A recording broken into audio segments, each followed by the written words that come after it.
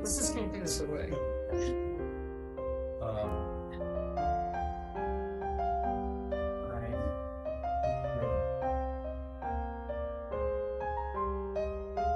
All right, so let's see the heads up. Recording in progress. Now, I don't know if you want that on or off, but I'm going to also record the meeting locally in case something goes wrong. Okay. So I know how to upload it after the conversion. All right, so welcome to a slightly delayed regular meeting of the Midcoast Community Council for June 14th, 2023. Esteemed Secretary, would you call the roll, please? Great. Here. Claire? Here. Here. Dan? Here. Gus? Here. Kimberly? Yes. And Anne is remote. I see her up there. Yes. Yes. Here. Anne is dealing with those health issues. We don't want her contagioning us. So she's a voting present person. I think she counts as voting present because she's utilizing one of those. You want to acknowledge exceptions. Greg, you want to acknowledge that the meeting's being recorded? I don't see that on my screen. It's okay. Well, then you should look at that screen. Hold on 1 second. It's done. It's done. Oh, Okay. There wasn't need with that. All right. So we're off to report from Board of Supervisors and other government officials. I will tell you that I think I sent it all to all of you. Neither Ray nor Mike O'Neill will be here tonight, so we don't have any report from the county. And that starts us next with the esteemed Harvey Rohrback, Professor Emeritus of, what is that, Stanford Linear Accelerator? And please. Go ahead, Harv. What do you got for us? A bunch of stuff. We're making big progress about affordable housing for farm workers. The 555 Kelly project looks like it's going forward. We have pre-permit authorization. We have money to get that going. That's going to be a joint project of ALAS and Mercy Housing. The county has worked with the city to get $5 million affordable housing grant for farm workers on 880 Stone Pine. That project is probably going to actually be built with a mobile housing that will occur within a year, which is amazing for those people who know about how long it takes to get permitting and building done. So we're looking forward to that. That's going to be housing some of the displaced farm workers from the January shooting, as well as other farm workers who need housing. The city council recently passed their short-term rental ordinance, which the Coastal Commission had made a few changes and was returned to us to approve the new changes. The main thing that they did not change was that the ordinance requires that an operator, so a homeowner, can have no more than 60 days of unhosted rental. And the Coastal Commission, although they balked originally at that, have agreed to it. So that's going to keep our housing stock in much more intact than if we had these pseudo hotels that have been built where they're just short-term rentals. It's 360 days a year. So that's a good sign for housing. The city council's work plan has been approved, and there are lots of stuff on that affect the Midcoast. One of the things that's on our work plan is community broadband, and I'll let Greg talk about that because he recently met with our city manager to begin a discussion about how we can actually implement a lot more robust, resilient cheaper broadband on the coast, entire coastline, not just the city. The other things that are on the work plan are exploring annexation of Moonridge, perhaps Miramar, perhaps the farms along Highway 92. That would be at a very preliminary stage, but we need to begin to think about doing that. And the county has, the city has put that on as a priority. There's also a small amount of money to begin to explore the Coastside Skyway that would affect transportation and commute times. It would be a gondola that would go over Highway 92. We're hoping to get the county involved in that because it would benefit not just the city, but the Midcoast and part of the city of San Mateo, among other places. So lots going on in the city. I'll be glad to try to answer any questions that anybody has. Blair has a question. Harvey, I realize that you're saying the annexation idea is far off in terms of it actually happening, but since we do represent Miramar, we would like to have a voice, or at least a role in this, so that we can work with our constituents as this takes place, if it does. And I realize that we should probably work through the county to do this, but as you can see, there's nobody here from the county. So I'd like to make sure that you keep us in the loop, if you would, please. Absolutely, yes. There are all kinds of rules about annexation.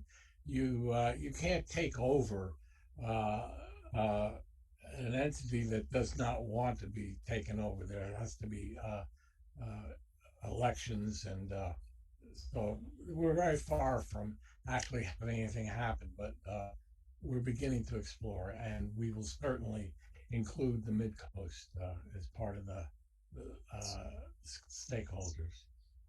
If I could just jump in here, since you mentioned it, I had a meeting on Friday with Matt Chedister, the city manager, and we talked about the broadband in terms of forming a community fiber network, which we've covered here at several meetings.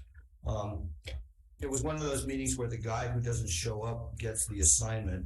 Ray Mueller didn't make the meeting, so we concluded that we needed the county to fund the feasibility study to justify and help lay out the scope of the community broadband. I forwarded Matt a proposal from a consultant in Utah, a firm that's done a lot of work already in this area, and he knows that firm. So we have a bid on the table, but it's just from one firm for doing a study. And I also talked to the people that run what we used to call coastside.net. It's now called Cruise.io. They're based in Santa Cruz, and they've done fiber for the town of Santa Cruz, and they're interested in being involved and talking to us. It's unclear whether they would end up running a network that we would fund, help us to build and fund it and own it. And there's a lot of permutations up in the air. I'm just saying that their initial conversations are being had. And Matt indicated he had a couple of staff people that will become available that aren't available immediately, a couple of staff people in Half Moon Bay to help provide the administrative capacity to run this thing, through the early stages of exploration. Okay. I also talked to Tip Box about getting a legal entity form, because if we're going to spend money, are we just going to spend it up the county generally, or are we going to actually fund a designated entity, which is done in most other places, whether it's a Joint Powers Authority, special agency, or whatever. So that's the update on that call with Matt. Dan Haggerty has a question. Yes. Harvey, could you elaborate, please? You say that 555 Kelly is moving along. Can you elaborate on what you mean by that?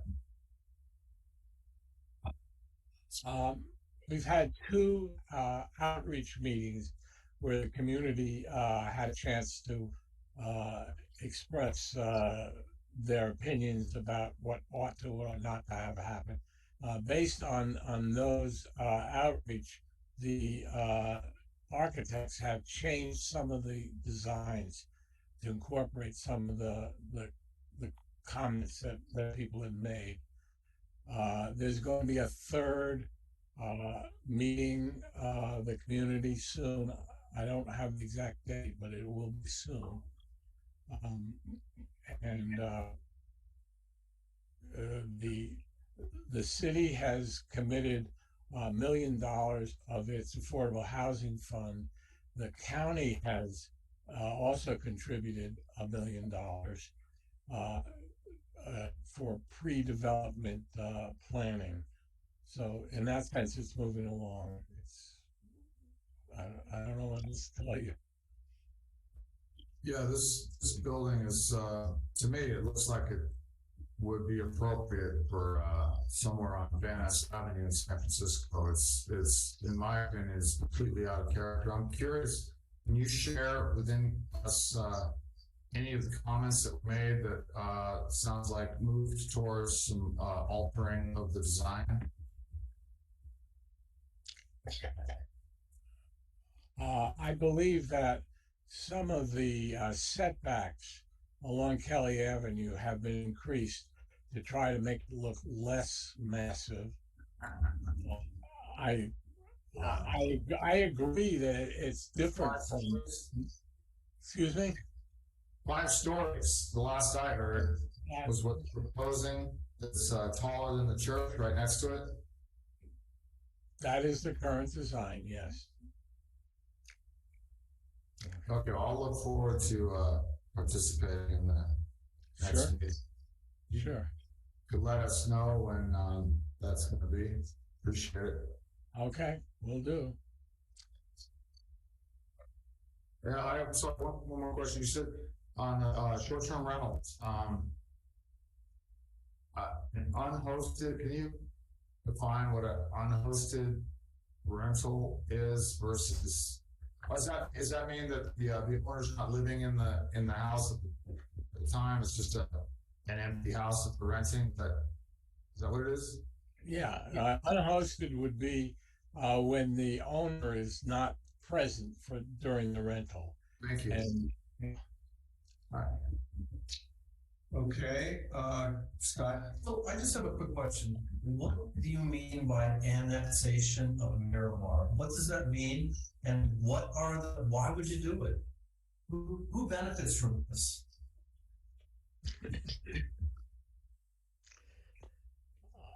I believe, but this is not the official policy, that the entire coast side really has more in common than the current situation where we have these individual entities.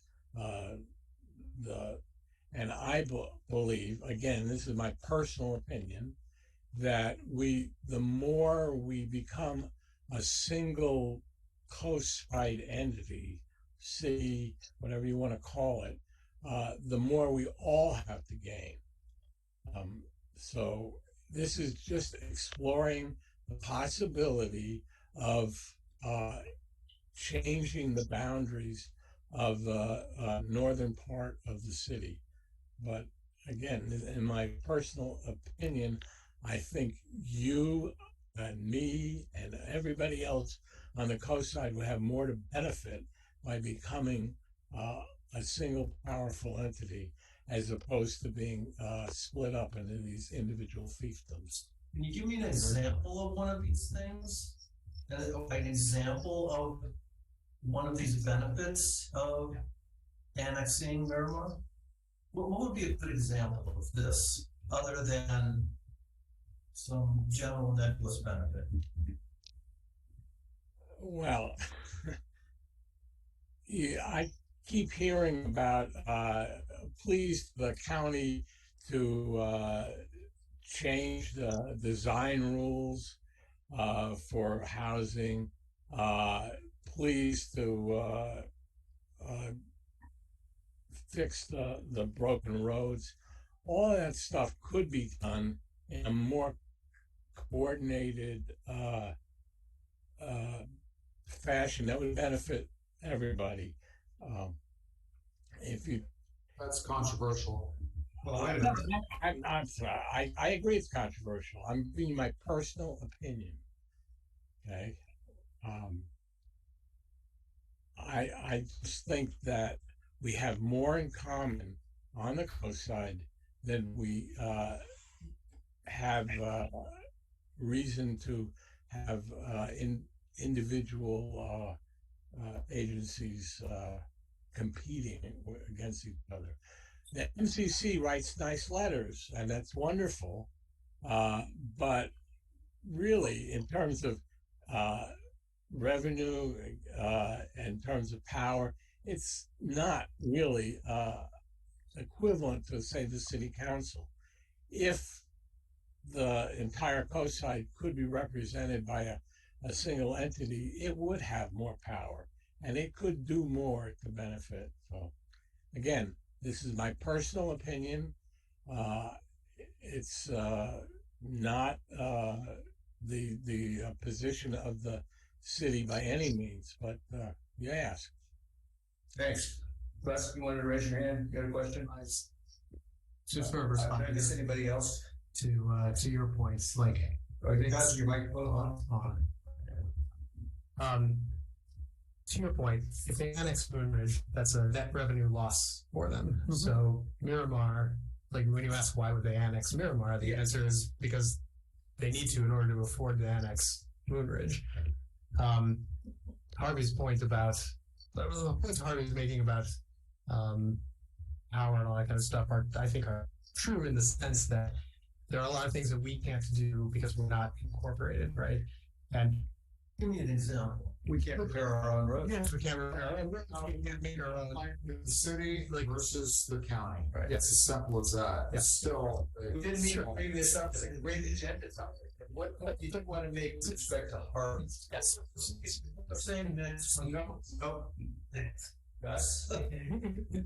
So, what Harvey's saying is true in the sense that there are things we objectively cannot do because we are not incorporated, and LAPCO is never going to allow us to incorporate because we don't have enough property tax revenue here.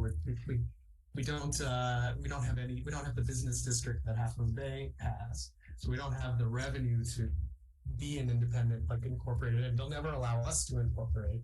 So we will never be able to do some of the things that he's talking about. I'm not saying that I want to do those things. I'm just saying that's the point that Harvey is making. So, for instance, all the planning and the zoning decisions are all made over the hill in Redwood City, right? By people who sometimes don't even know the difference between. You think it's just questions? Yeah, it's not on the agenda. To talk, right? Okay. Let's move along, Harvey, but we appreciate you coming and starting this discussion. I look forward to seeing you on a debate stage in the. If I could just chime in, since Ray Mueller can't make it, Friday from 4 to 7, I believe, Ray is going to have an opening of his office in the near the mall. It's the new office he's going to get for us, and is he not also getting it for us? He did get probably still for us, but then he did invite us to his Is it also going to be with Rose on Thursday somewhere? It's the Saluna. Mezzaluna All right, Cafe. 9 o'clock, Mezzaluna Cafe, Debbie Penrose and Ray Mueller. And then thank you, Hardy, for bringing that up about Friday from 4 to 7 p.m. We're probably should let that be really exciting. Is that it? Okay. Thank you, Harvey. Now, Crystal, I see you're here. I don't know, did you want to volunteer anything? Hearing not. Go ahead. I think reiterating there's a couple cool things happening this Friday. There's an event at 2:00 on Friday at the sheriff's office where they're unveiling a mural that some kids did for their lobby, which is really cool. And then onward to Miller's open house at 4:00. And then there's a couple other things happening this Friday. There's an event at 2:00 on Friday at the sheriff's office where they're unveiling a mural that some kids did for their lobby, which is really cool. And then onward to Miller's open house at 4:00. And then there's a couple other things happening this Friday. There's an event at 2:00 on Friday at the sheriff's office where they're unveiling a mural that some kids did for their lobby, which is really cool. And Pride went really, really well. So thank you to everybody who came out for that. I think we feel like we had about 500 people downtown, so that was awesome. And thank you for MCC for coming out to the preparedness day on Saturday. There had been a fairly big gap between the 2019 one and the one from this week, so it hopes to grow, but it was a really great start at getting people thinking, being prepared. So thank you for coming out and being a part of that. Crystal, don't go away. I have booth envy because we came out to the Emergency Preparedness Day.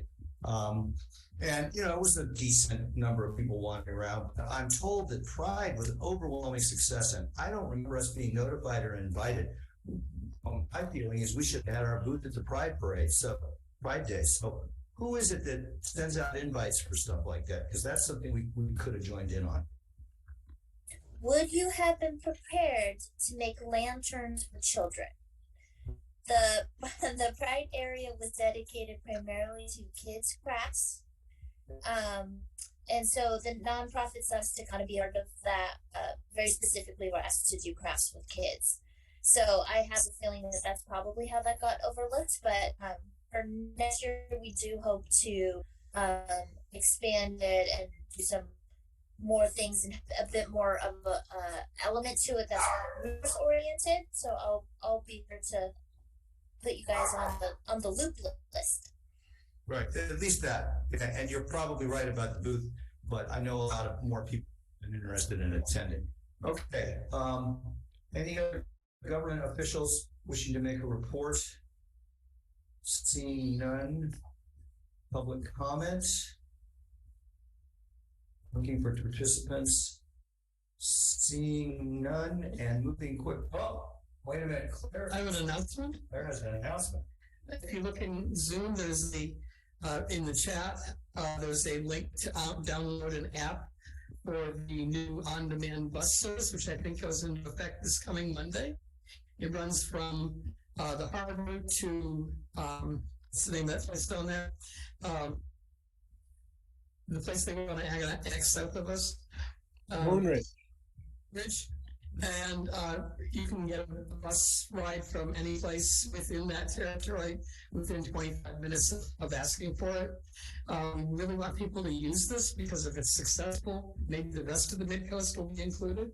And now it just goes as far as the harbor, but the link is in the chat. Okay, Mike O'Neill just joined us. But I'm going to move on to Kimberly Williams. You have an announcement, Kimberly? I don't have an announcement, and I'm not sure. A public comment? I have a comment. Okay. At our last meeting, a fellow council member asked the question of whether we should say the Pledge of Allegiance at our meetings. While I have no position here nor there, and I think it does take time out of meetings that we struggle with time for, I feel like we did dismiss that rather summarily. And we live in an unincorporated area that hosts an American Legion that regularly serves veterans. We also do not recognize Memorial Day. And so I would like to, as a public advisory body, in the same way that city councils bring this up, I would like to show respect for our veterans in the unincorporated area. And the next opportunity to do that would be Veterans Day. And I think the council should make efforts to recognize that. Okay, I see this as a future agenda item discussion and something we can certainly entertain. Thank you for that. I also made some off the side comments to us too.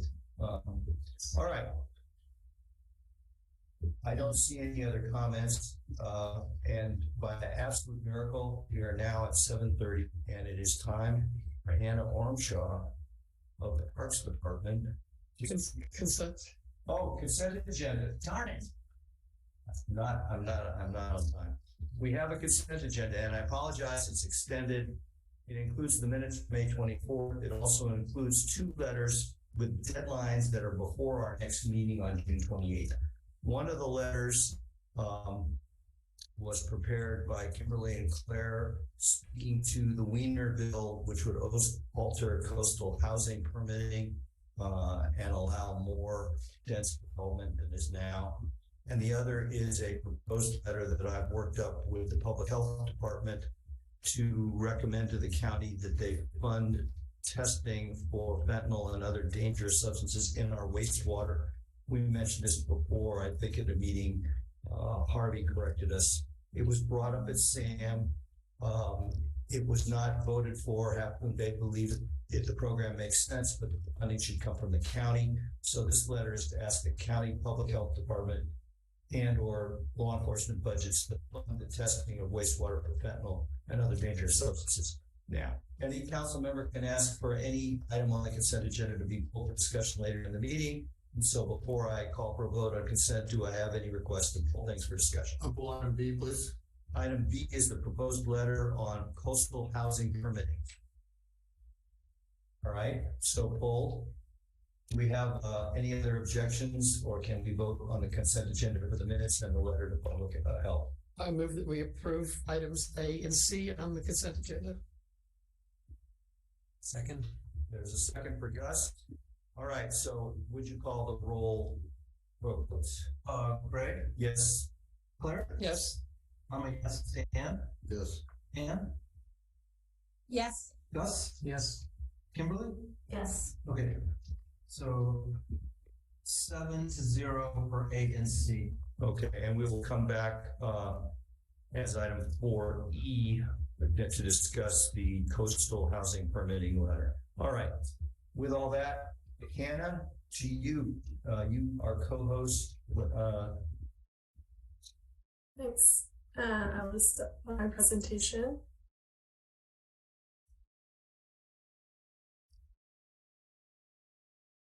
We can see it. Great. Thanks everyone for having me tonight. I'm happy to be presenting tonight on the findings and the results of our off-leash dog recreation pilot program in Quarry Park. The pilot officially completed in the end of April of this year. And so we spent some time over the last few weeks putting together all of our results from that, and I'm here to present on that for the MCC tonight. So yeah, I'm going to start just as an overview and a kind of reminder of the process that we went through to establish or, start the pilot program at Quarry, and then share what our findings were from the monitoring we did throughout the course of the pilot program. So this pilot, has a long history. There was, an effort dating back as far as 2016, working with the board and the community to identify additional dog recreation opportunities within county parks. There's a dog committee and a dog working group established in different capacities to meet a monthly basis and discuss policy and procedure around dog recreation, and then make recommendations for different parks that are suitable for on-leash recreation as well as off-leash recreation. We started with some on-leash parks a few years back now, I believe starting in 2018, with Coyote Point and Paris-Sarah County Parks, where we're piloting on-leash dog recreation. And then we moved on to looking at other parks for off-leash recommendations. Through that process, we also needed to make some changes to the county ordinance. There was language in the prior ordinance that either restricted dog access or did not have specific language regarding off-leash dogs. And so we went through some processes to amend the county ordinance accordingly. The work group met to establish a recommendation for off-leash dog recreation. Originally included Pillar Point Bluff County Park as well as Quarry Park as the two locations for the pilot. The department went through a a CEQA environmental review process for the pilot, and also needed to obtain a coastal development permit. And through the process of in the coastal development permit approval process, Pillar Point Bluff was not approved, and so that pilot was set aside. At this time, only on-leash dog recreation continues at Pillar Point, but the off-leash pilot for Quarry Park was approved and was able to proceed.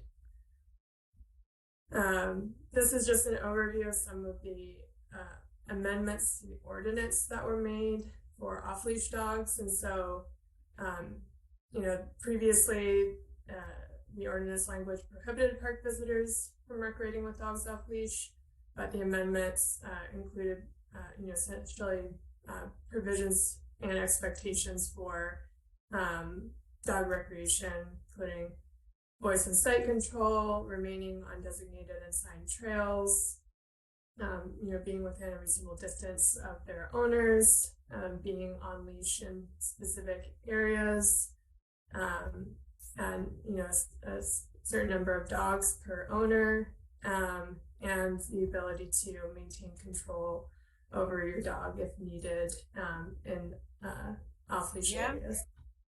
Yep. I think we had some crosstalk. It wasn't us. Oh, okay, sorry. And then this is just a summary of the process we went through for the CEQA review as well.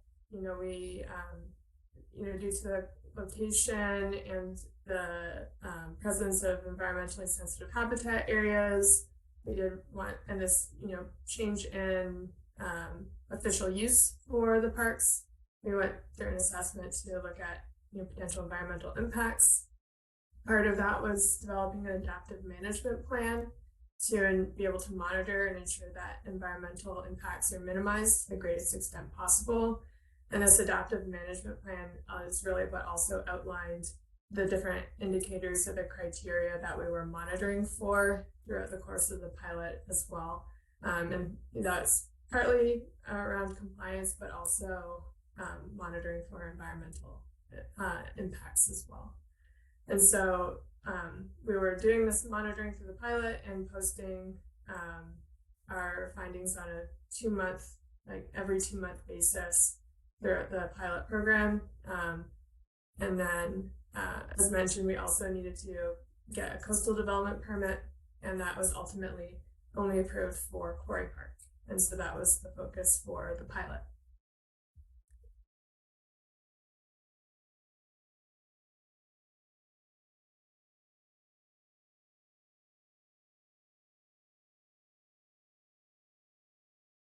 Recording in progress. So where we were doing pre-pilot baseline monitoring and data collection. So we're using the same monitoring criteria between July 2021 to April 2022 to monitor dog recreation within Quarry Park. Looking at all of the same criteria.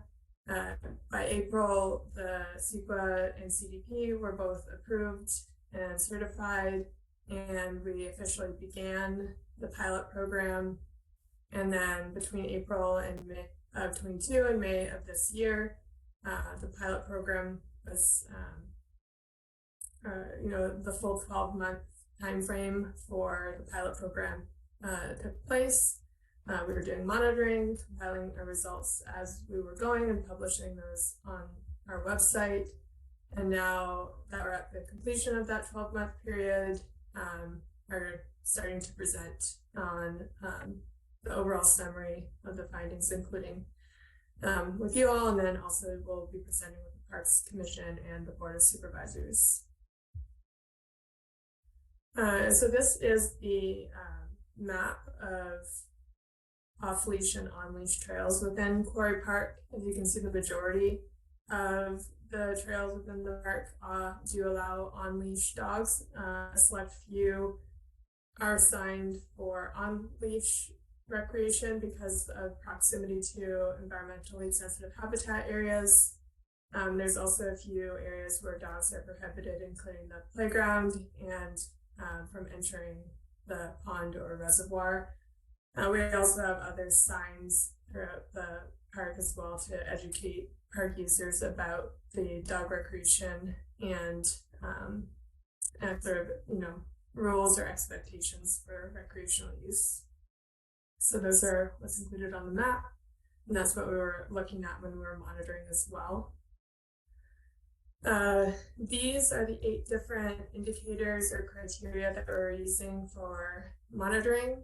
This includes presence of dog waste. So this was, visual observations when staff were out monitoring. Note we had a specific staff member within the natural resource management team that was going out 2 days a week every week for up to, or at least 4 hours every visit, and was making sure they were getting a mix of mornings and afternoons and weekdays and weekends during their monitoring. So these are mostly all collected by visual observations when someone is physically in the park walking the trails. So looking for presence of dog waste left, with a threshold of no more than 20 pieces of dog waste per month. We did some water quality sampling as well to look for fecal coliform levels to see if there was any dog associated bacteria and higher levels present within water. We're also observing for any signs of harassment of wildlife and dog entry into sensitive areas, so areas that we signed or marked as a sensitive area, including the reservoir or the upper portion of the park where we have burrowing owl habitat. Those are 2 areas within Quarry we were specifically considering particularly sensitive areas. We were also looking for dogs traveling off trail, since that's part of the ordinance to have dogs remaining on trails within a certain distance. We also were looking for leash compliance for on-leash trails, because we do have a select number of trails where we're expecting dogs to remain on leash, and so hoping for at least 70% of the time we see dog walkers on those trails that they're in compliance with that on leash requirement. We're also looking for any negative or unwelcomed interactions between dogs or between dogs and other visitors. And we're also monitoring for changes in park visitation in response to the presence of off-leash dogs, because we did hear that through the process of setting up the pilot, that there was concern that it would this type of use would push out other users or make the park less desirable for people who weren't visiting with a dog. So that's just an overview of everything we were monitoring for and those thresholds that we were trying to stay within for those indicators as well. And then, through the process of monitoring and in the adaptive management program, we had a process to kind of see if certain criteria or indicators were exceeding those thresholds or those standards. Then we could take other steps to try and improve compliance. And so this kind of flow chart just shows the process of monitoring, determining whether we're meeting the standards or not. If not, being able to communicate that to the public, identify what standards are not being met, and evaluating what other types of adaptive management actions the department might be able to take. And then if it proved to be a consistent issue throughout the course of the pilot, then we would then make a determination at the end of the pilot whether it would continue.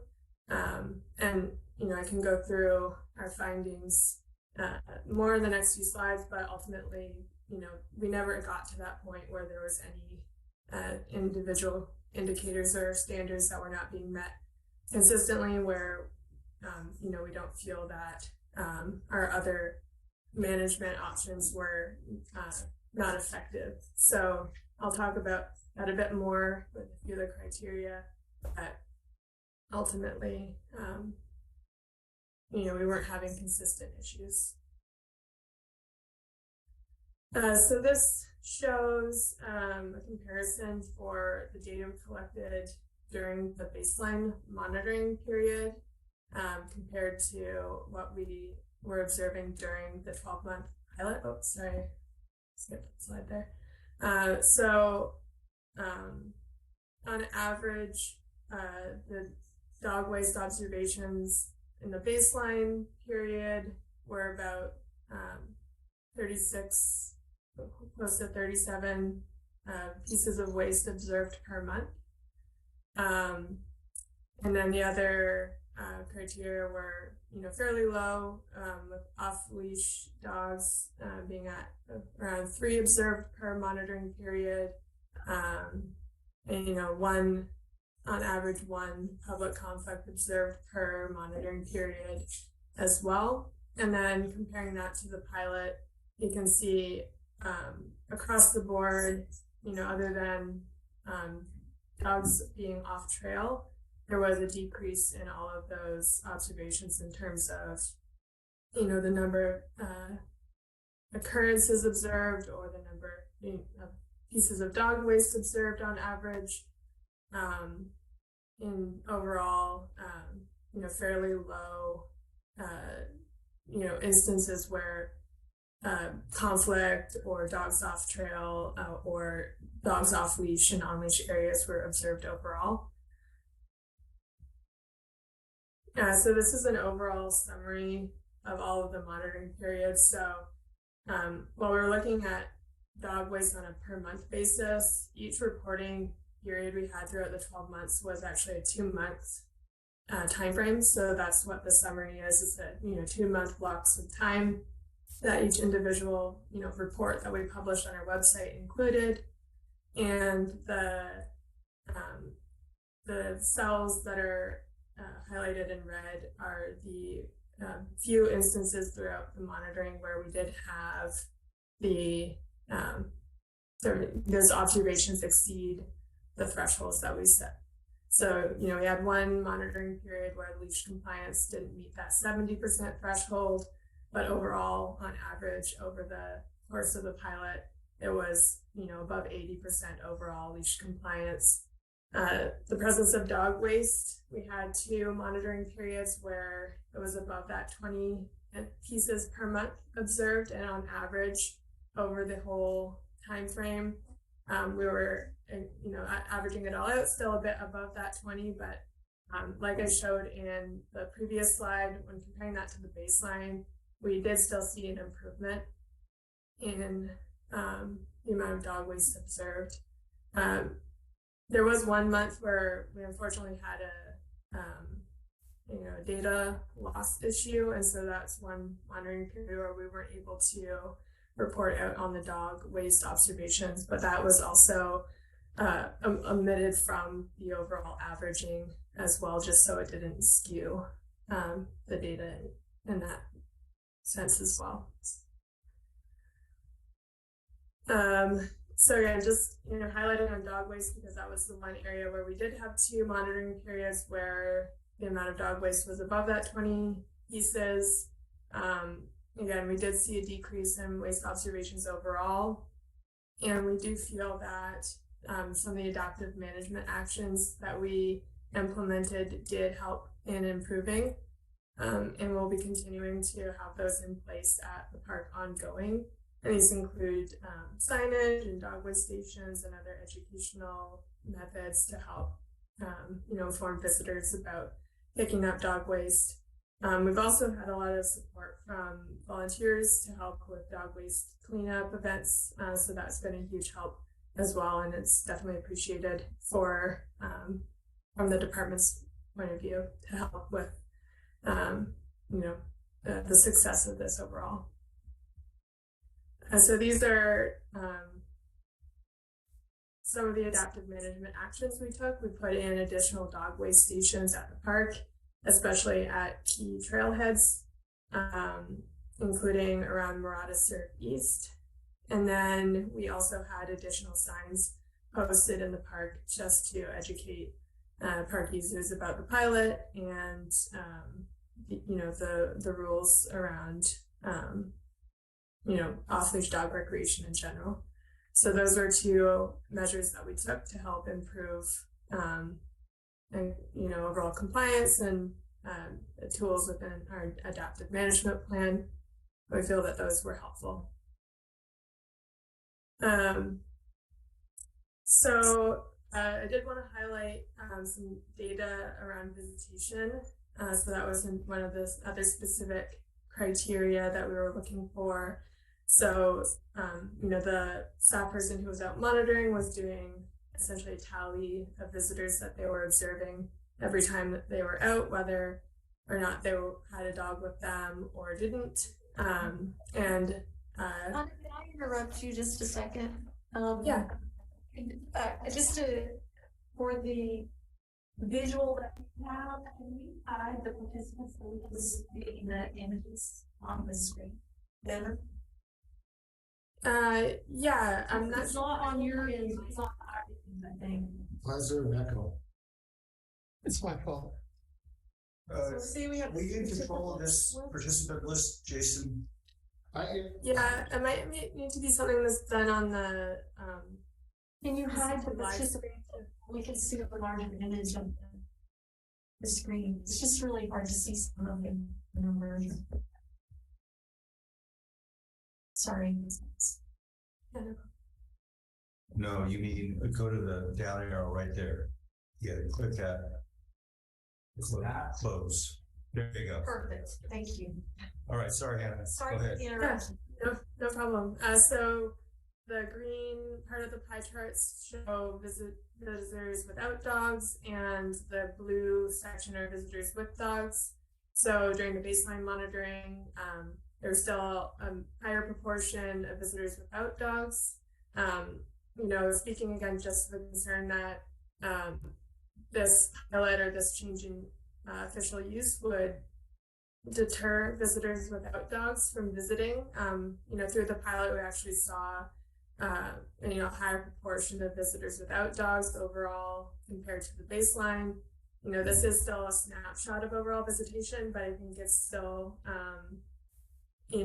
helpful data to show that we weren't seeing a massive shift in visitors without dogs preferring not to visit anymore. So that for us was good to see. And then we were also comparing whether or not it would change the proportion of visitors that had their dogs off leash or who chose to keep their dogs on leash, even with the change in official use on different trails. And we found that that proportion stayed pretty much consistent. It was about 1/3 of visitors prior to the pilot and throughout the course of the pilot that still preferred to keep their dogs on leash. So not a major change in that total proportion either. We did see an increasing trend in visitation overall, but I do want to note that we did have some errors with our trail counters during this time, but I think through this time span starting in 2020, which was well before the pilot started, there is an increasing trend in overall visitation at the park. Whether or not that's solely about dog recreation or just increasing trends in vegetation in general, it's really hard to say. But that's something that was also discussed as part of the process of setting up the pilot, is just that it would become a greater draw for people to bring their dogs out to Quarry Park for a visit. So again, it's a little difficult to say exactly what's driving the increase, but over the past 3 years, there overall has been an increasing trend in visitation. I wanted to comment on the fecal coliform levels. So while we did have water quality sampling included in our monitoring, it was unfortunately pretty inconclusive. It was difficult. We were working with the San Mateo Resource Conservation District to conduct the water quality sampling for us. And the samples that they were able to collect were pretty inconclusive. There wasn't a lot of water available at the locations selected during the sampling periods. And while they were able to get a few samples, it wasn't really enough data to indicate, the potential impact for downstream water quality, because it was, essentially low and stagnant water that was being sampled. So, unfortunately, we don't have a lot of definitive information to share about that, but, it was something we did attempt to try and monitor for.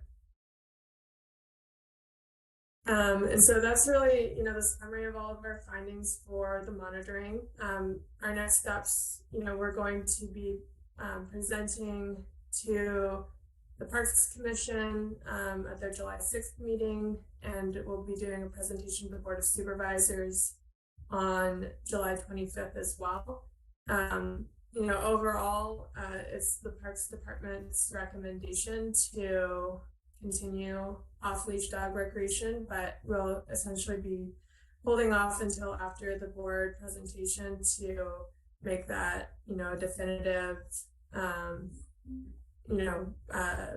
ruling or determination. But, we want to be able to present on the findings, and we feel that the pilot overall was a great success, and that, a lot of the concerns about off-leash recreation that we were looking for, issues around compliance were actually fairly minimal, and overall the amount of conflict or issues with compliance that we saw were very low. And so that's kind of our big takeaway for this 12 months. And with that, I'm happy to answer any questions. Okay, would you stop sharing your screen? Absolutely. First, I want to thank you, Hannah, for adding that extra dog waste station at the pump track. My dog and I think it's become very popular, and I think the selection of additional venues for putting those, especially up on the mountain, might even further reduce it. I was amazed to see the dog waste was down by a third now that the dogs are off leash. And then we would like a copy of your slides. I'll put this into the chat. All right, we have questions for Hannah. We have Claire. Hannah, thank you very much for the report. When you allude to the possibility that I guess the provisions that you've been operating under for the pilot project will possibly become standard protocol for a park, I assume that you're referring basically to the two parks where the pilot park thing took place, which I think were Quarry Park and was it Coyote Point, or was Quarry Park the only one? They canceled the other one. Yeah. Okay, just Quarry Park. Right. So any permanent changes to policy would be strictly for Quarry Park, is that correct? Yeah, so, I referenced the on-leash pilot for Coyote Point and Uniparacera, and those were also successful pilots, and that on-leash use continues for those parks, but for the off-leash recreation, it's just for Quarry Park, and right now essentially our recommendation would be to continue that off-leash use for Quarry. Thank you. Kimberly? Thank you, Hannah. That's a great presentation. I had two questions about monitoring and measurement. You said the indicators were measured 2 days a week during the course of 4 hours. What times of day were those 4 hours? Were they varied or? Yeah, it varied. And we'll have, so another thing to note, we are working on a detailed report to publish as well. We're just working on finalizing that, and the details of when and how long the person was out monitoring is in a summary table in that, but they were varied. So they would shift between morning hours and afternoon hours. They would also shift between weekdays and weekend days, so that they were trying to capture different times when different users would be out. So trying to get a diverse kind of snapshot of use, not just, the early morning dog walkers on Wednesday, but also that, people come out on an afternoon on a weekend. So. Okay, and then also the visitation measurements. How was visitation measured? Yeah, so these are just a snapshot of the visitors observed when the staff person was out in the park doing monitoring for those 4-hour time periods. But they had a separate, essentially a tally sheet where they were just marking, on a tally whether a visitor had a dog with them, didn't have a dog with them, if their dog was on leash or if their dog was off leash, and then essentially for those time periods get like a total count of how many visitors they saw each time that they were out. So it is still, just a subset or a snapshot of total visitation, but we feel that, by the way they were able to kind of spread their time out on different times of day and different days of the week, it was still being able to get a sort of representative snapshot.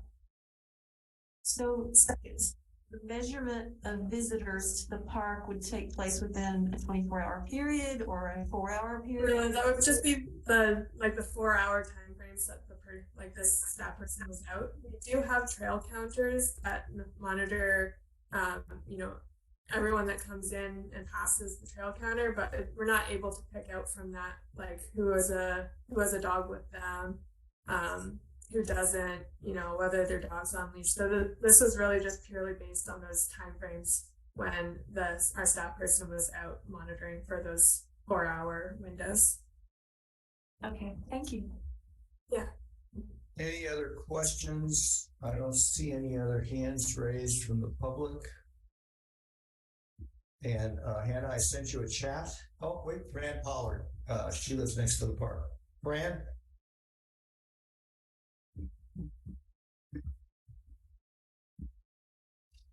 Fran's not. Hi, can you hear me? Now we can. Okay.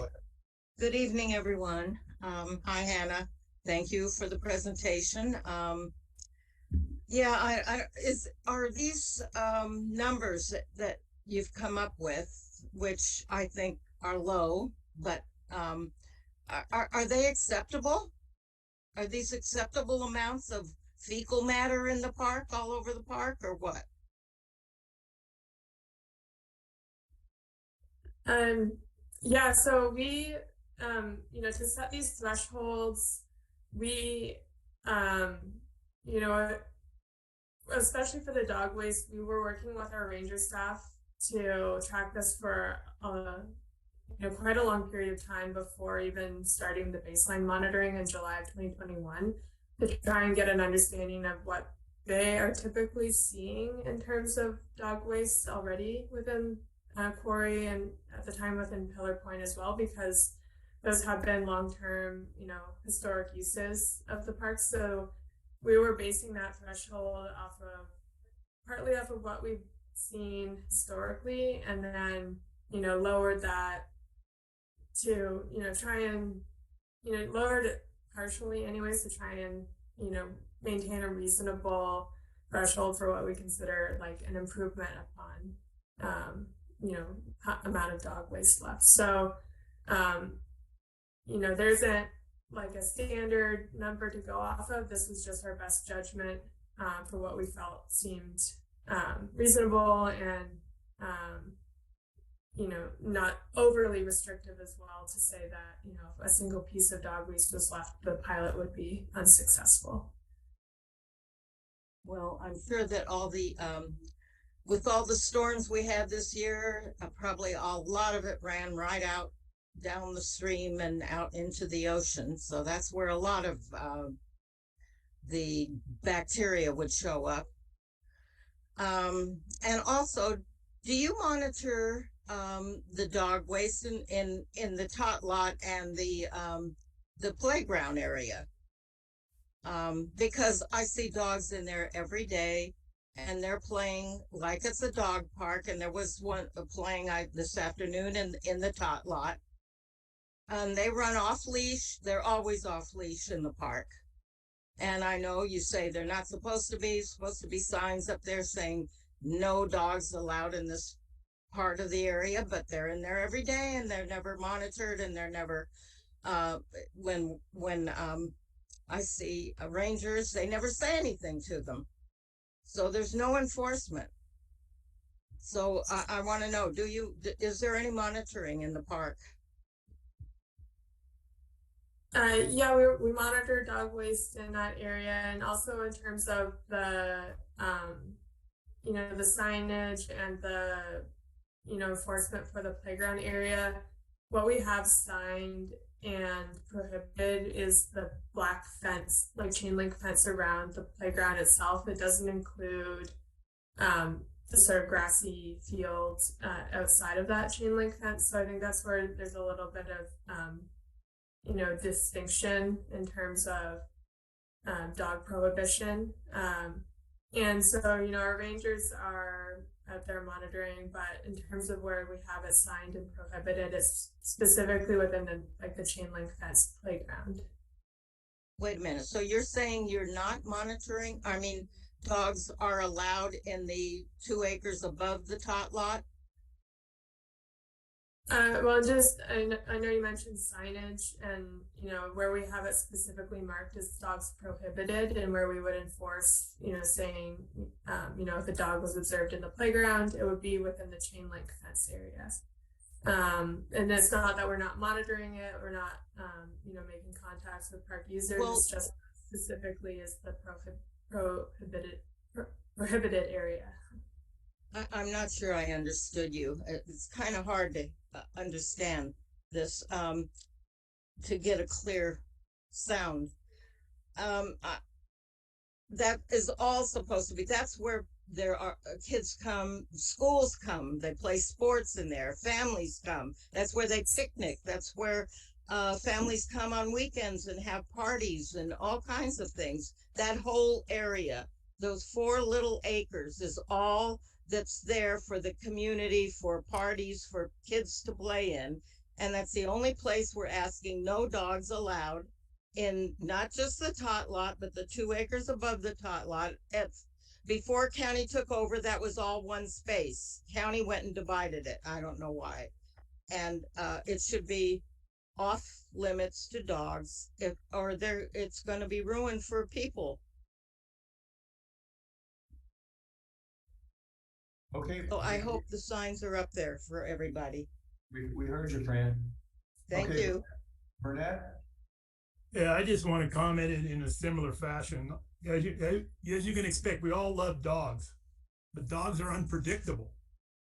And separation of off-leash dogs from the children and family play area needs to be enforced. We are seeing repeated and continuing violations that don't seem to be reflected in your monitoring. So we'd like to see some enforcement of those ordinances to keep the off-leash dogs out of those areas. Thank you.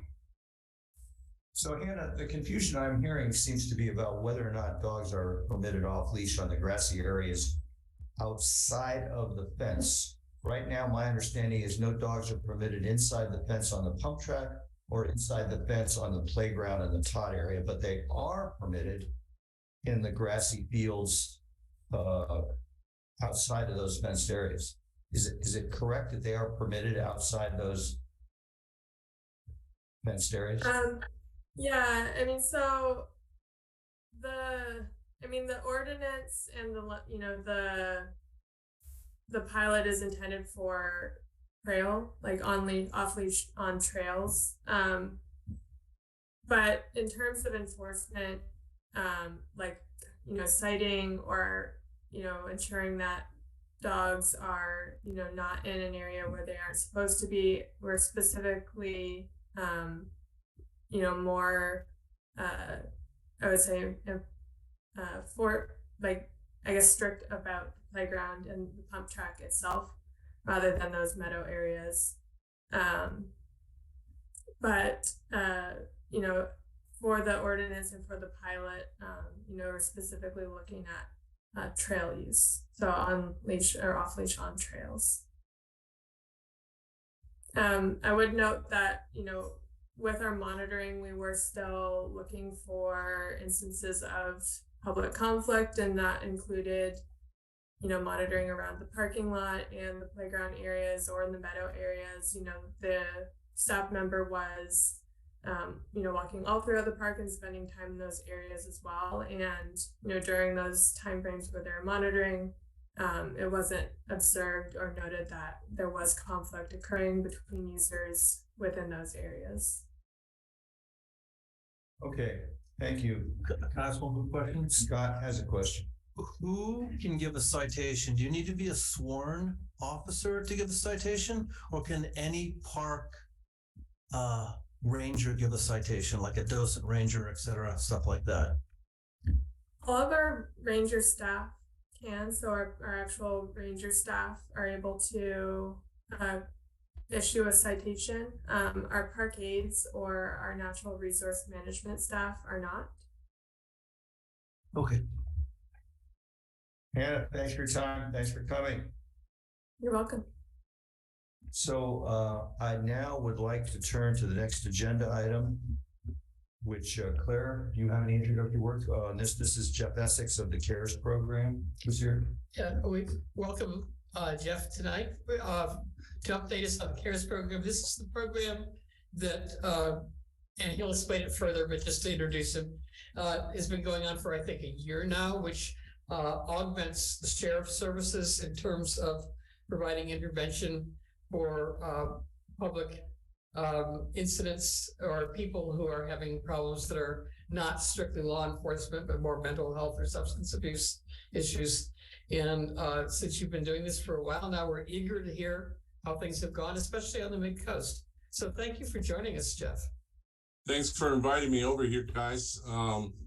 I do appreciate it, and I do appreciate the opportunity, any opportunity I get to brag about our CARES program and the successes that we've had over the last year.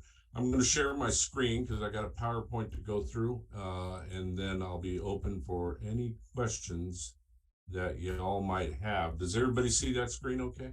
Yes, we do. Okay. So El Centro de Libertad is the organization that operates the CARES program on behalf of the city of Half Moon Bay. Let's see if I can get the toggle switch to work. There we go. CARES is the Crisis Assistance Response and Evaluation Services. It is a partnership between El Centro and the city of Half Moon Bay, with some additional funding from the county of San Mateo and from the state of California. The purpose of, hold on just a moment, I'm sorry. I got to turn off my phone. It's going to be bugging me if I don't. The purpose of the CARES program is to provide an alternative to dispatching and responding to calls involving a mental health crisis, redirecting calls away from law enforcement and other traditional first responders, and most importantly, providing connections for sustainable mental health care and treatment. The point being is to minimize law enforcement being dispatched to mental health calls. The majority of mental health related calls that are reported to 911 or to 911 don't require an armed response. It's also to divert folks that may have mental health issues away from the criminal justice system and to interrupt the cycle of mental health crisis within a family. And of course, the long range goal is to lower the cost associated with emergency mental health care. It's incredibly expensive when you send out a fire truck, an ambulance, paramedics, 2 squad cars, 2 deputies. Just the fuel for idling in the street with all the neighbors peeking out the windows alone costs more than sending the CARES team out. So who is the CARES team? It's 2 crisis intervention specialists, both receive specialized training. They both have experience with de-escalation and crisis intervention. One or both are bilingual in Spanish. We also have a Portuguese speaker on the teams. One or both are either California State Certified EMTs or they receive basic life support certification through the American Red Cross. BLS certification is essentially the same medical training that police officers receive. One or both also, and this is important, have lived experience, meaning they've been there, done that. They have maybe experienced homelessness, mental health issues, substance use issues, maybe even incarceration. And they're on the back end of that now. Enough time has gone by. There's been extensive professional development. And these are folks that are going into these crisis situations with very much of a familiarity of what they're walking into. All of this is overseen by our full-time clinical director. She's a licensed LCSW and also has double certification in substance use and co-occurring disorders. Every Wednesday, all the staff for CARES are working.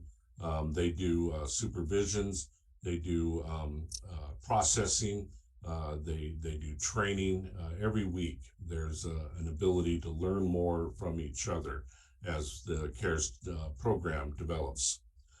So how does CARES get dispatched? Remember, the community calls 911. They can also call the 988 crisis line. That call center locally is operated by Star Vista, another community-based organization here in San Mateo County. And if they are not able to de-escalate a call over the phone and they feel that it would be beneficial to have somebody report there in person, they're able to direct that call over to the staff on the CARES team. The call is screened by the dispatcher to make sure three things are absent: no weapons, no medical emergency, and no crime. So if somebody has a gun or a knife, please send the deputies first. If somebody is having a medical emergency, they're not responsive, and they're in an overdose state, please send paramedics. And if there's a crime happening, domestic violence, person being assaulted, that's a criminal matter, so deputies should be the primary ones responding to that. If those three elements are missing, it becomes a CARES call. CARES is dispatched on the primary law enforcement channel, or they're called directly by the folks at 988. We also get a lot of calls just from the general public that are now familiar with us.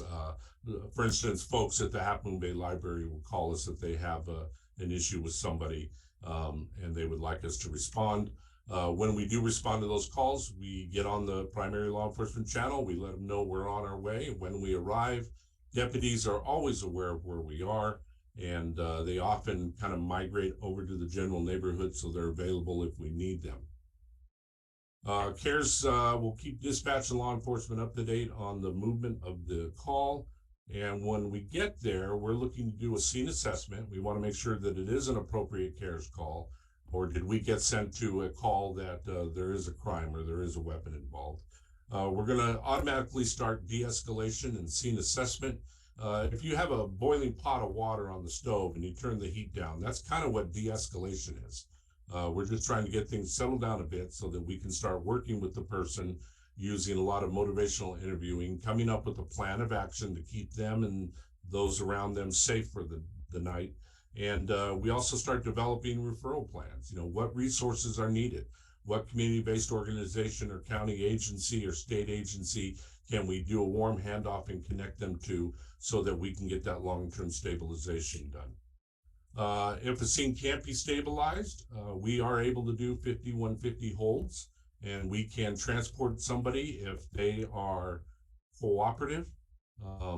In about 70% of 5150s, and for those who don't know, 5150 is a 72-hour psychiatric detention hold. About 70% of those, the folks that are getting the detention, understand that they can't be left alone. They do feel like they're going to hurt themselves, and they do want that immediate help. So we're able to provide that transportation over the hill to psychiatric emergency, get them checked in, and start getting them the help that they need that evening. In the event that we have somebody that reaches the threshold of 5150, which is they can't care for themselves, or they're a threat to themselves or the safety of other people, there have been 2 or 3 occasions where we've had to escalate that call to traditional law enforcement to facilitate that psychiatric hold. We operate the CARES program across the entire Midcoast area, from the Tom Lantos tunnels all the way down to the South County line. We operate daily, 7 days a week, from 7 a.m. to 6:30 p.m. We go anywhere that we are needed, whether it's a home, business, school, shelter, homeless encampment, anywhere. And we provide services to all ages. After the call, referrals and warm handoffs to partner agencies are done. We do next day holistic follow-up visits. So we don't call it just one and done that night. We're going to call them. We're going to stop by their home the next day and just say, hey, it was kind of a rough time yesterday. How are things going? Were you able to get yourself connected to this agency? You want us to help you make that phone call? Would you like us to give you a ride over so we can do a warm handoff? We're gonna be persistent in making sure that that connection is made. So let's talk about the stats over the last year. We launched the program in March of 2022, and through March of 2023, we responded to 357 calls for service. We provided 48 transportations, 282 engagements. So what that means is, of the 357, 282 we actually engaged with those folks.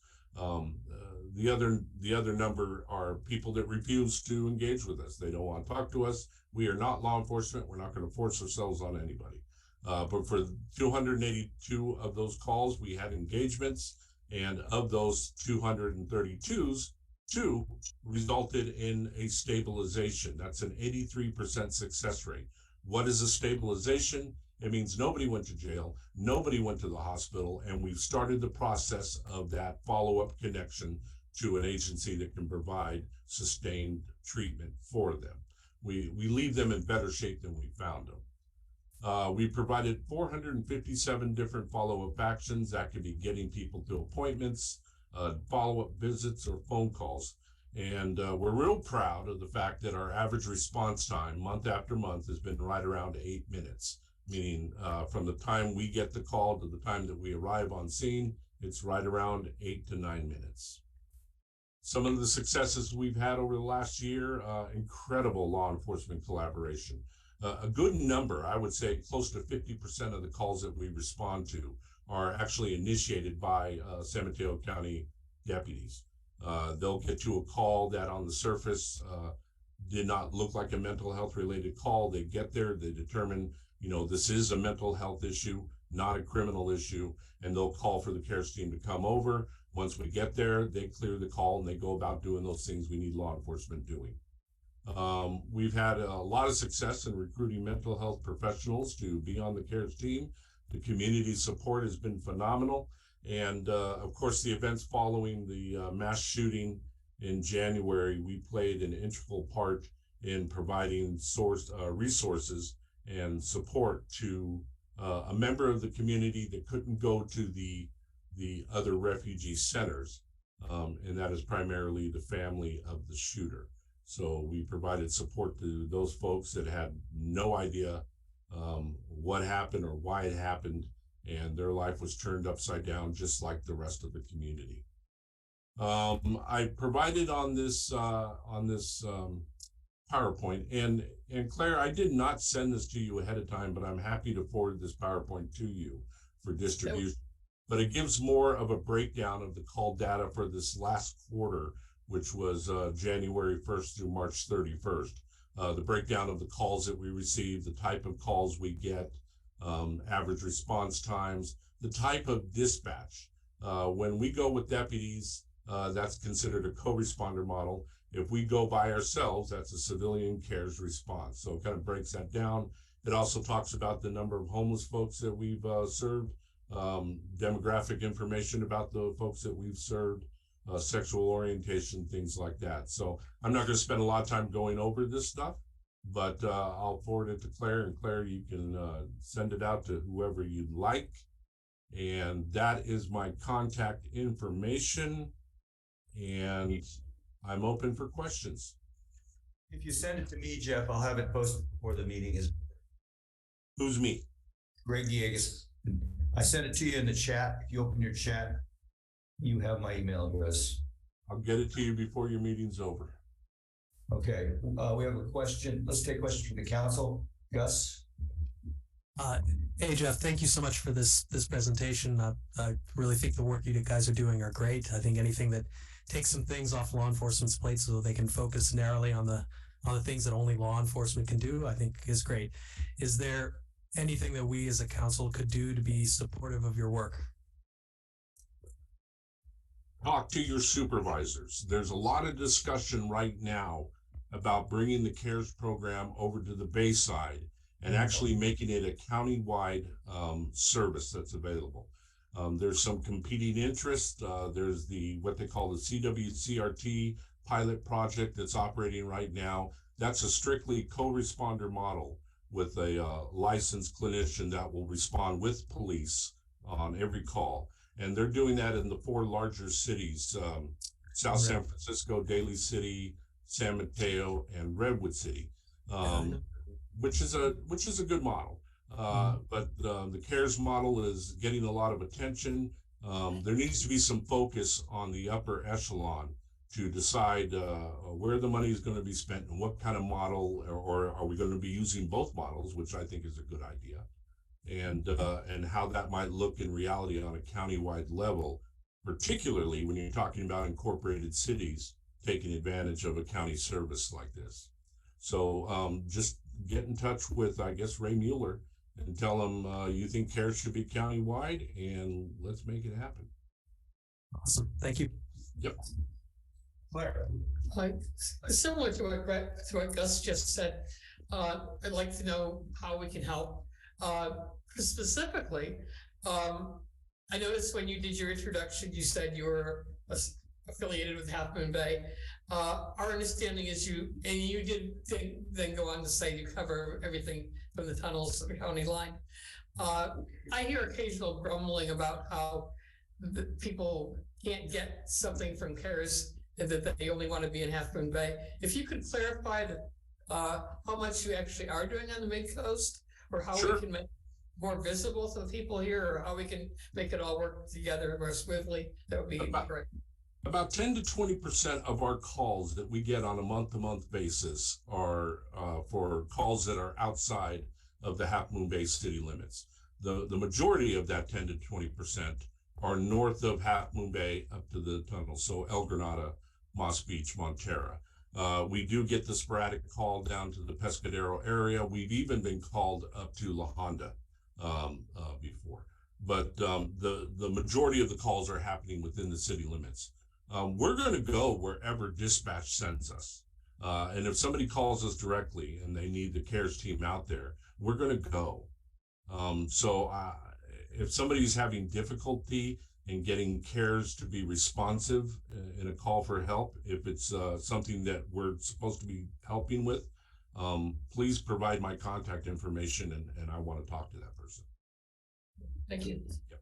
Any other council?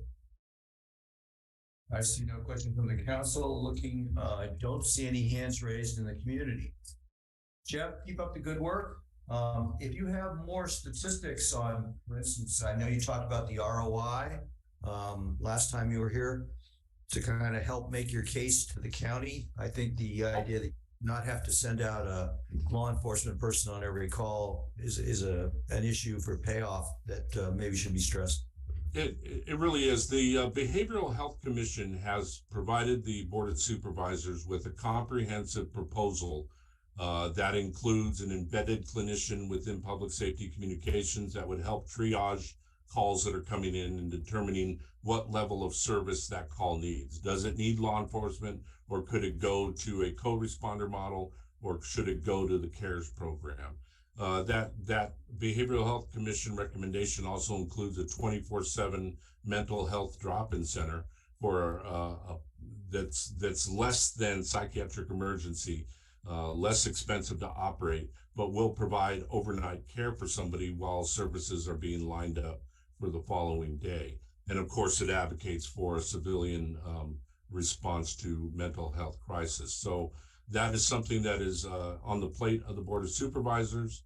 I've had conversations with a few of them about, and I know that there's some discussion about the subcommittee within the Board of Supervisors to kind of bring some focus to the conversation on the county level.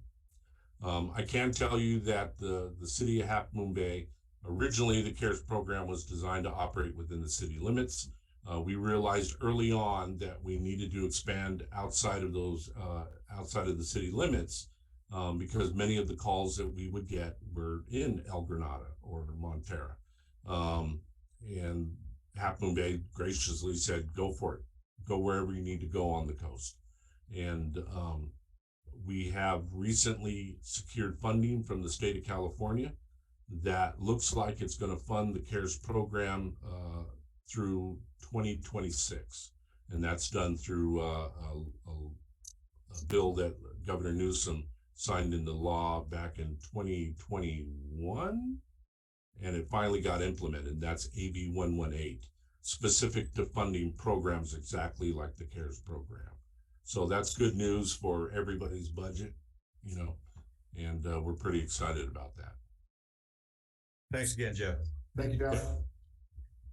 All right, moving right along, our next agenda item is Len Erickson's update on transportation issues. Len, I made you co-host. I can see that you're around. Can you unmute your microphone and share your screen, and we'll get started on your agenda item? There he is. Thank you.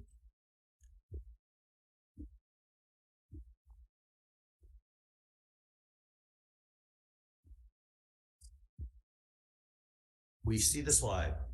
Okay, so thank you, Greg. I wanted to give an update most specifically on the damage that was observed at the coastal trail and the armoring at Surfers Beach, but then also look beyond that to other things happening in that area. Also, during this presentation, I've at this point been in contact with various organizations, and we do have the ad hoc committee that was looking into comment on the damage at Surfers Beach. And we don't have too much action yet. I'll cover that. But I would like to see more specific responsibilities assigned in different areas. I've had a few conversations about that, and I'll make reference to it during the talk.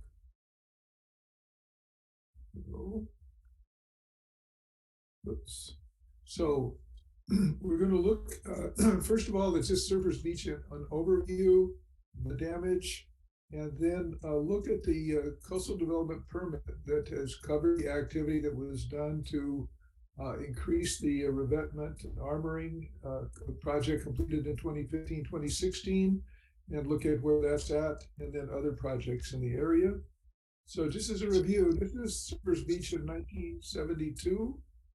You can see both the broad expanse of the beach, even the beach area, Highway 1 right behind it.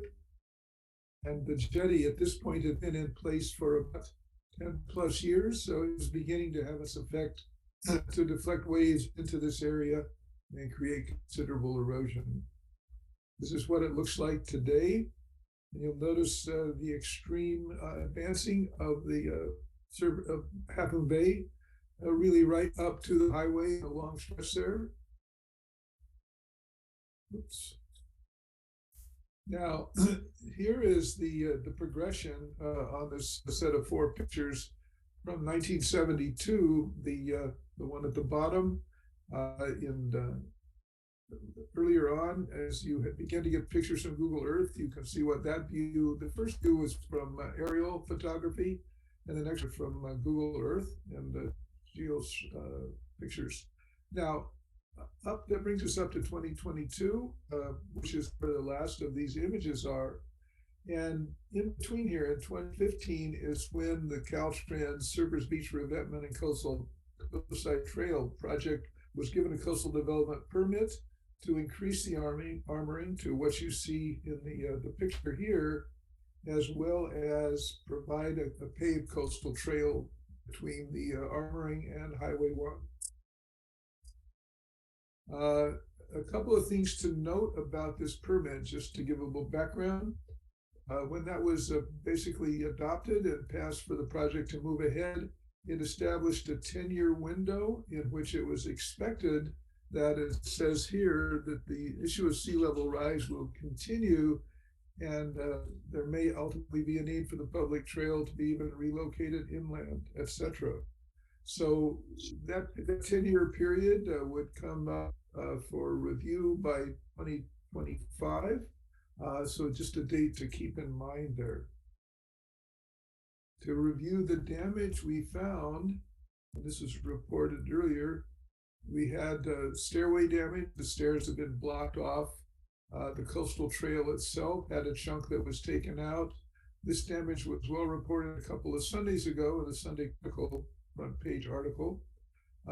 Looking in the lower pictures here, you can see the wave action that has continued to move against the armoring and down into the area where there's only sand. And that area has, in fact, the vegetation that was there is pretty much extinct, except for the low ice plants and lower ground.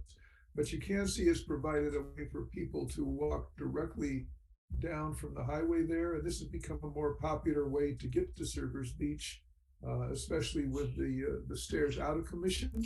So you see a shift of people and transportation down to this area.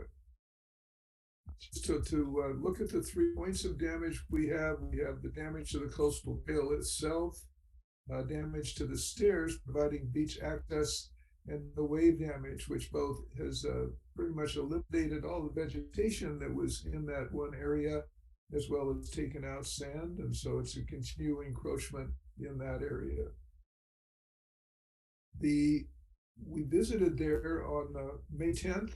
We had one and was there as well as people from Caltrans, and the Coastal Commission had an observer remotely. The bottom line in waiting for action is something referred to as a geotech report from Caltrans. And so there's been no action on this, and they're waiting for a geotech report. I can't tell you more about it, except it's not in evidence yet. The thing to note about this is if the details of the development permit basically say that if the trail itself needs repair, that could be moved straightforwardly, but the armoring itself and any adjustments to that would have to be reviewed with the Coastal Commission. And so I think basically we're waiting for that report to an evaluation of it to see what kind of action is taken. I would hope to get a further update in our next meeting. And it's also, we'll be asking about, since we're within a year and a half or so of the 10-year period, what process is going on there. Now, at this point on these items, I have not yet gone back to the ad hoc committee because without the geotech report, there's not too much discussion, but I expect we'll meet there. I would also like to be in touch with Mike Neal for the supervisor, because as we make these queries, I think it's important for the supervisor's office to get involved.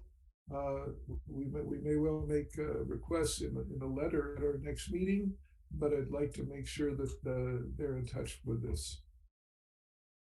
Now, beyond this, there's quite a bit of activity that's important to note, and I'd just like to give a quick review of those.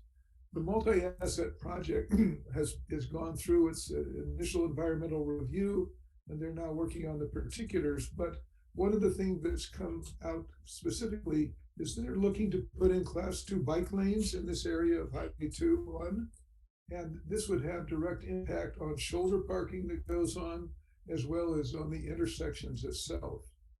And we'll talk a little bit more about that.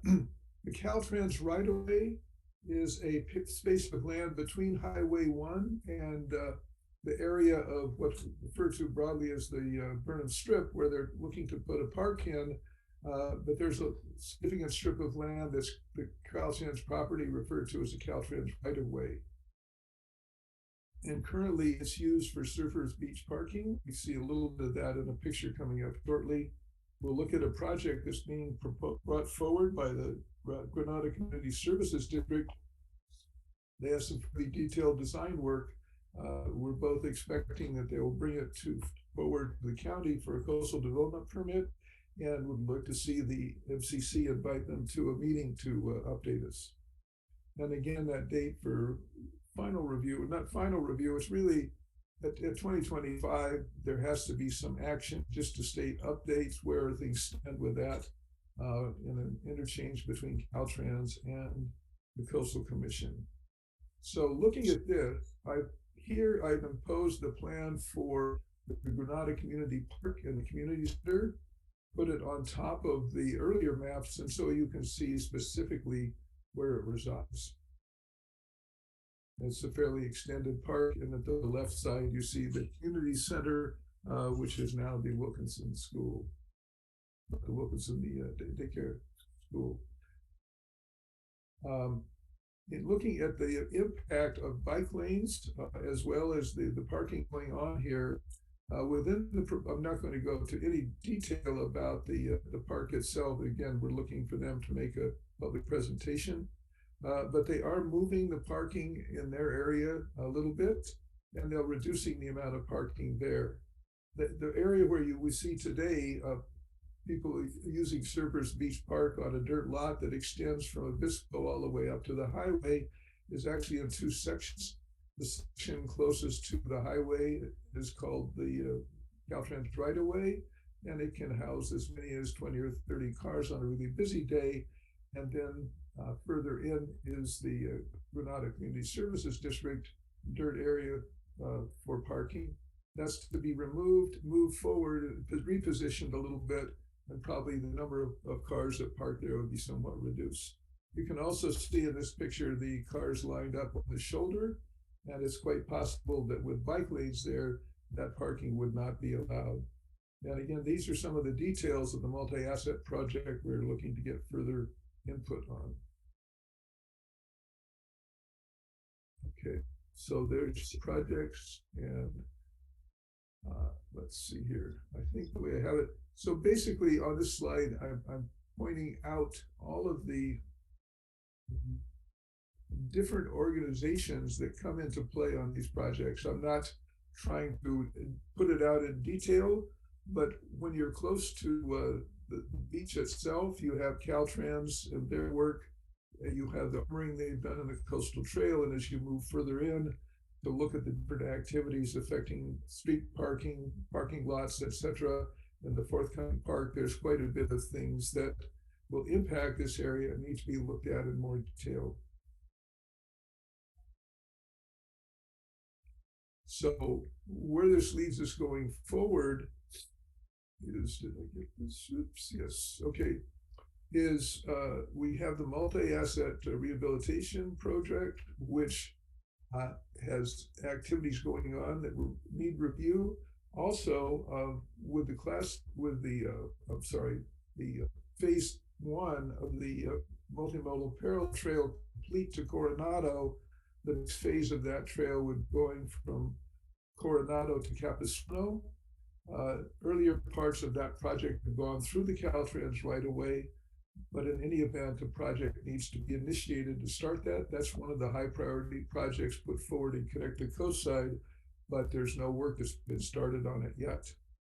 So, that's something we can ask County Ray Mueller to kind of follow up on, right? Well, yes, I think that's where basically correct. And within the county, it tends to be bounced back and forth in terms of responsibility by planning, by Department of Public Works, and by Parks. And each may play a role, but currently there's no lead there. I think they're working on that. Further up north, the Moss Beach Corridor study is underway. There's also a need, by the way, I want to note here that it refers here as the East Side Parallel Trail. If you look at the work that Half Moon Bay has done to date, they began to refer to their work as the East Side Trail, or the East Side Parallel Trail. So, and I think in our documents, it tends to be referred to as a multimodal parallel trail. In any event, at phase two, I certainly would make a recommendation that we center on the name of the East Side Trail, but that's one of the details there. The most important, that trail ultimately would go all the way into Moss Beach and Miramar, and have an impact on design, well, not the design, but the transportation on Carlos Street, because it'll have to get through that area, need to be worked on in that area. So something to look at. There's another funded project called the Midcoast Transportation Demand Management Project, and I won't try to explain it, but it is underway, and I'd like to see the consultants for that give a presentation to the council. So that's the quick overview. As a point of note, it was Ann, Dan, and Gus were the three people on the ad hoc committee, and so I'm looking to meet with them, hopefully with the status of the approachment, the geotech report, to see what comes out from that. The San Carlos and the Moss Beach and Miramar area, with the projects being done, I reached out to Ann, to Kimberly, to ask her if she could take charge of that as an initial point of contact, and is looking for Gus as the needs around Surfers Beach expand to be the point of contact there as well. Finally, in working on the phase 2 of the parallel trail. I noted that Scott is signed up to do that for our newsletter, and I thought he might be a good point of contact there. So those are just recommendations to the council to have individuals looking at individual areas as we get into the particulars. Any questions? I have a question and a comment. So my question is regarding this geotech report we're waiting on. The question is, who is we that is waiting, and then who will do what? Is it Caltrans going to repair that damage, or is it DPW? Who's? Yeah, it's Caltrans maintenance that would be responsible for the repair. So they're the ones who are waiting for the report. Okay, so they're not going to do anything until they get the report. And then the comment is, it seems that we have, I can't use the word that I'm thinking of. You probably all are thinking the word, but we have a very complex situation, a hot spot here. And in particular, you cited that there are 3 county departments and nobody seems to be taking the lead. It sounds like we need the appointment of somebody, and I'm guessing it's a county person, to oversee this. Is that one of the things we're going to be asking for? Greg, I was talking about the 3 county departments with respect to the phase 2 of the trail. As far as the maintenance goes, the communication that Caltrans makes at the county level would, if it relates to plans and plan impact, that would be the planning department. If it relates to activity itself, that would be DPW. But basically, right, they're the ones that have the lead. I'm going to need to understand in big letters. So what? What is it you want the MCC to do? I want the MCC to basically sit down and look at all of these new areas that I mentioned and understand what's coming up there. I would like to have a meeting with you and Gus and Kimberly, along with someone from the supervisor's office. That would be Mike, just to go into this in a little bit further detail to see what the issues are and where contacts could be made. All right. Well, Mike is on this call. I will send him a chat. So my thought was to reach out to you, Greg, to organize a meeting that would have those people, myself, and Lisa Ketchum really keeps our website quite up to date on these individual pieces, but we're looking for a way to sort of give into an overall focus there. And as far as the contact with the Granada Community Services District, I think that would be up to you to ask them to present. I think they should be close to ready to do that. Okay, did we have Council Gus? In our last Transportation Authority meeting, I mentioned that they had been major funders of the first phase planning, and I asked if they'd be open to participating in funding the second phase planning, and they said, yeah, they're certainly open to it, but that can't happen until the county board, the supervisors formally request it. So at some point, we probably should nudge the board to formally request that, because they're happy to pitch in some money, it sounds like. So why don't you ping Mike O'Neill? Sure. And copy Len. And Len, who else did you want to be involved in this? Well, Gus, as we look at all the items on this slide here, I've asked Gus to stay on top of that, to look at them as a combined effort that's going to have impact on the area really between Obispo and the highway.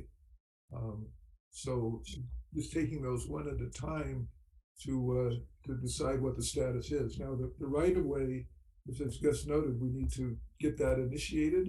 The multi-asset rehab, I think we had presentations by it. I think now that they're getting more clear on the impact of bike lanes, I think we want to see what that would look like, and I believe the project manager would be in a position to give further details there. So, and now the Caltrans right-of-way is another area in terms of talking to Caltrans that really sits a little bit out to the side. It is used for the parking.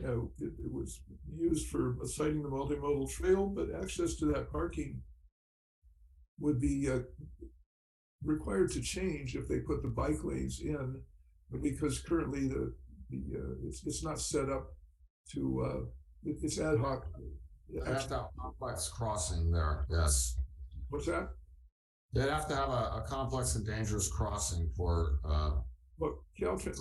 I should note, Caltrans is in feedback to the county has said that as far as a mid-block crossing, they're not planning to do that. No, I meant crossing for the cars pulling in park with the trail there. I'd like to. Can I speak a little bit? Gus, are you done? I'm done. Yeah. All right. Go ahead. You already started. Yeah. So I see big problems with removing all that parking as it is sitting now, and where these people expect the visitors to park.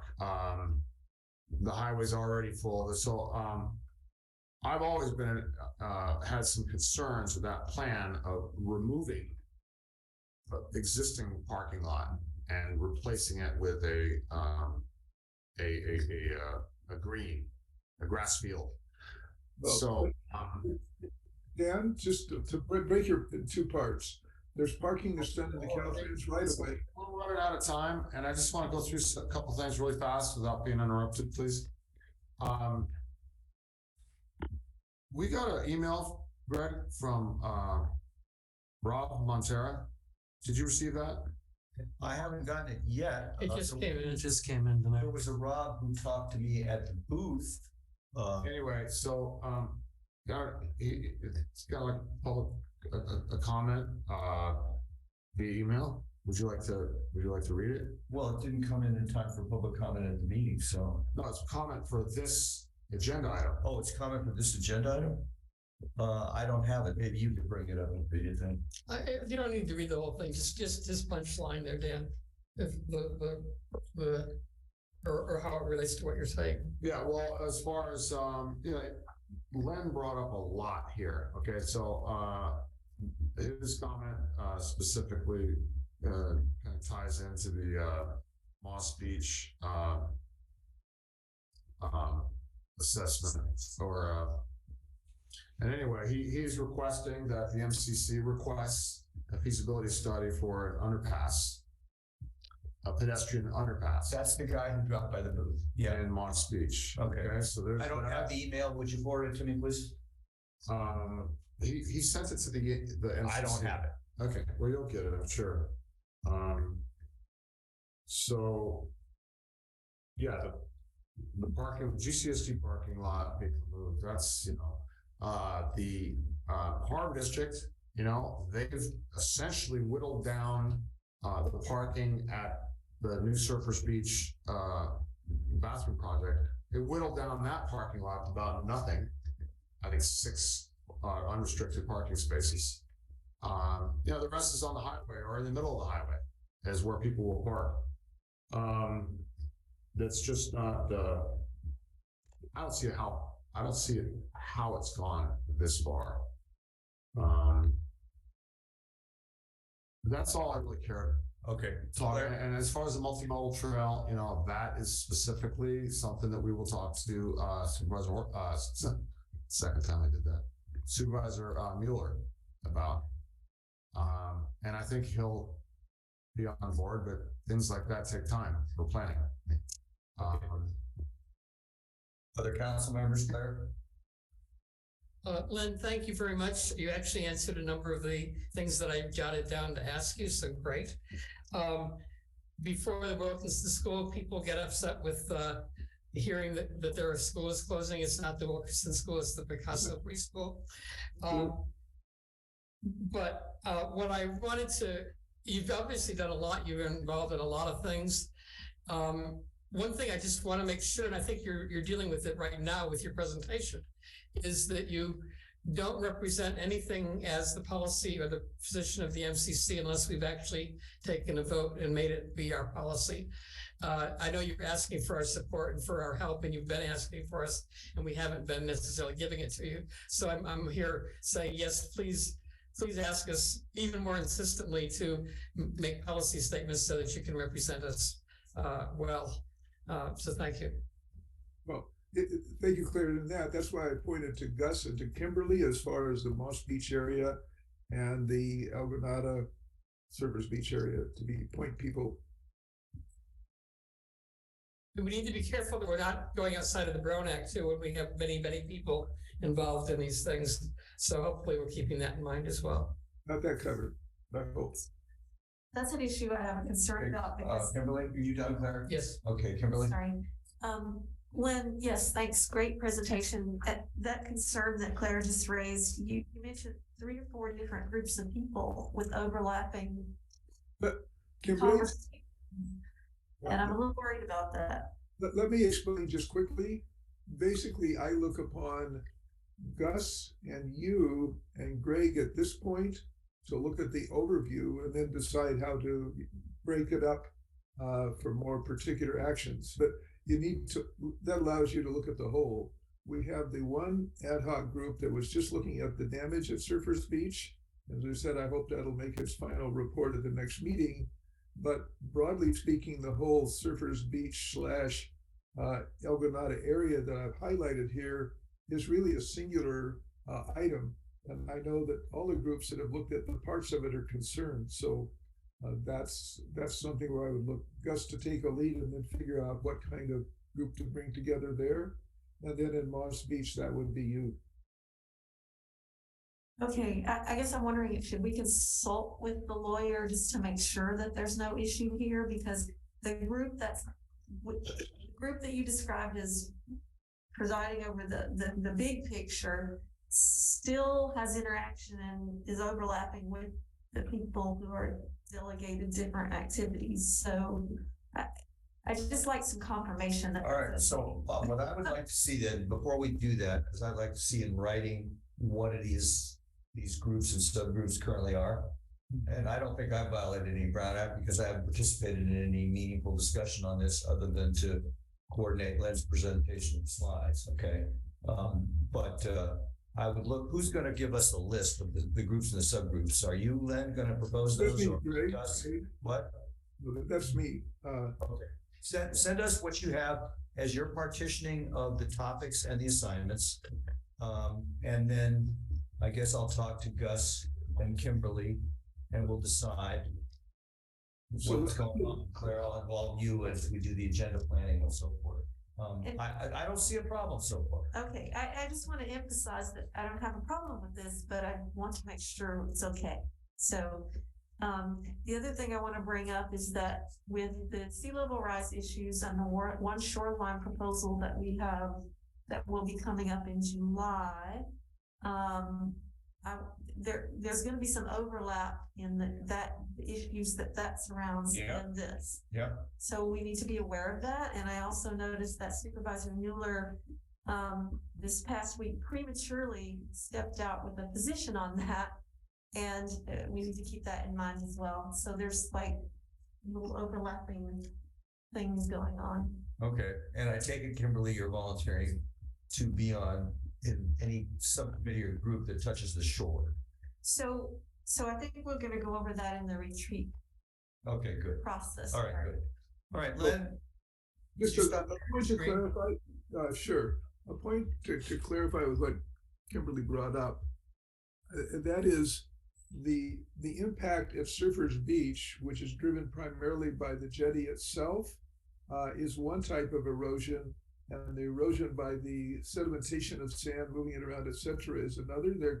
They're linked, but the dam. So that's sort of a dividing line there, just to highlight that. Okay. Okay. Any other council members? So I'm trying to say something. I know there's an action item here somewhere, but it has not been specifically spelled out. So So one action item is that Len is going to send us the list of how he has partitioned this topic area Okay. into subtopics and who he thinks will be on the subtopic groups. Okay, the other action item I think was to Gus, right? And I remember, was it to reach out to the county, if I remember correctly, regarding who's in charge? Something like, yeah, I Who's guess. gonna take the lead? Who's going to coordinate all Because these this things? is a multi-agency, multidisciplinary A thing. project thing. Right, and somebody from our county, whether it's parks, planning, DPW, needs to be involved. I texted or I chatted with Mike O'Neill during this call. He's attentive and aware this issue exists. So what I would say is you get with Mike O'Neill and see what can be done to get a single person at the county who will be the project manager, because this is a big deal. And there's a third action I need to check with Tim Fox about. Third action item is to take the list that Len gives us, okay, and make sure that there's no problem with it. So I've written down, Len is gonna help us clarify our exposure to the Brown Act. No, Len is going to give us a list Okay, of subgroups, work groups, and topics. okay. Okay, And then Greg will take that list and ensure that there's no Brown Act problem. Okay. Okay, and then Gus, I wrote down. All right. Okay. Len, could you stop sharing? can you do, I can't find that on my screen anymore to actually do it without. Well, let me see if I can remove you as a co-host, and that will take care of it for us. Sounds good. Okay. I've removed you as a co-host. That hasn't, there it is. And there's Mike O'Neill. Okay. Brad, did you have a public comment on this topic, or is your hand left up from something before? No, I wanted to speak on this. Go And I ahead. wanted to speak on one of the maps that he had, so maybe he can just discuss it. The map that had the red line, was that being proposed, where the highway is? Yet there was a green line. It didn't indicate what the green line was, but then there was a red or orange line under that. Is that a new highway alignment? The red line is bike lanes, right? But the red line was for the trail, and the green line was border of the right of ways from the separating it from the Granada Community Sanitary Services District property. But there's nothing been officially proposed. That's just a red line that you put in there, Len. Is that correct? That's correct, just to show where it would be roughly. There's a lot of different- nothing Well, clear. I think it's it looked like it was kind of far from the bike line is going to be, I think, right against the community park. We don't know yet, but if it's a class 2 bike lane, it would take away some of Highway 1 and the on-street parking. That's the issue. It would be in the right of way. It would be in the right of way next to the park. And in fact, the outline of the park, all that yellow, is part of a trail system for bikes also. And I think that was the plan originally for those bike lanes to coordinate with the bike lane that's going to go all the way from, hopefully someday, from Montero to Half Moon Bay. So that would be inside our Granada. It's not early to talk about because there's going to be a lot of planning, and we really don't know where they're going to exactly put the trail. Yeah. Okay, well, my other thing I wanted to say is I'd like to be a part of this ad hoc committee. Okay. Len Erickson, so noted. So give me a call, Len, next time you meet with anybody. Okay. Thank you. Moving on. I don't see any other public comment. The next agenda item would then be retreat follow-up. And Kimberly Williams did a little thought leadership. I had posted some notes before on what I thought about the retreat. They weren't exactly minutes. And then she took them and changed them. Kimberly, can you share your screen? No, you can't. Well, that's easy to share then. So I will try and open the discussion document. Okay, and I will see if I can share my screen.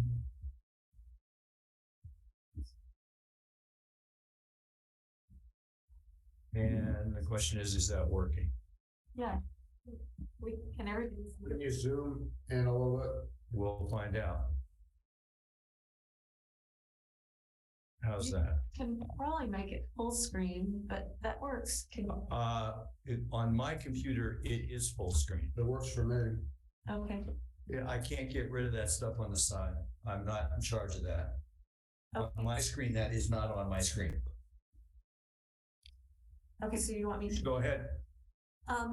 Okay, so from our retreat, there was a follow-up memo sent by Greg that outlines sort of where we go next on all those priorities. And I looked at that and I felt very overwhelmed. And I started to try and organize this into more of a buckets of, you know, or topics that we could put everything under so that it was easier to look at in terms of action plans for the year. And then I thought, we're already halfway through the year, so this should probably be a plan for 23-24, and you would look at it again in 2024 and just update it as opposed to redoing a whole new plan. We would just look at this. It would be a living, breathing plan, and we would update it. So I'm presenting this as a proposal. I'm not wedded to it, but I expect that we would all look at the different topics. I suggested 7, as opposed to the 17 or 14. I just drew those out, right? And I've attempted to put all the elements that I found in Greg's original proposal into each of these key areas. And I recently looked at Half Moon Bay's work plan that Harvey mentioned, and it's very similar in the way that they're approaching their priorities. So I guess what I'd like, I assume you've all had a chance to look at this before this meeting. I'd just like to hear your thoughts on it. It's up there meant to, you know, to be changed. If you think there are parts that should be changed, think about what goes under each topic, and we could go through each one. And I should explain a little bit. The first one is the CRISP, the Coastside Resilient Infrastructure Strategic Plan. And the reason that is up there as a priority topic area is because that's what Greg's initial proposal was based on. And my thinking on that was that we would follow the supervisor's efforts on this because we're entrusting the supervisor to CRISP. He's leading the CRISP proposal. But we would sort of track that progress and receive regular updates and sort of inform that process. So that's why that's there as a priority. Would it make sense for us to go through each of these 7 items 5 minutes at a time or something like that? That's a lot of time. So we've already.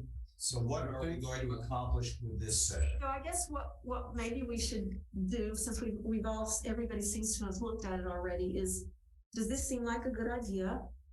You know, is there anybody who thinks it's not a good idea? Are there any other proposals? And you know, if this is not where you want to go, then what are alternatives?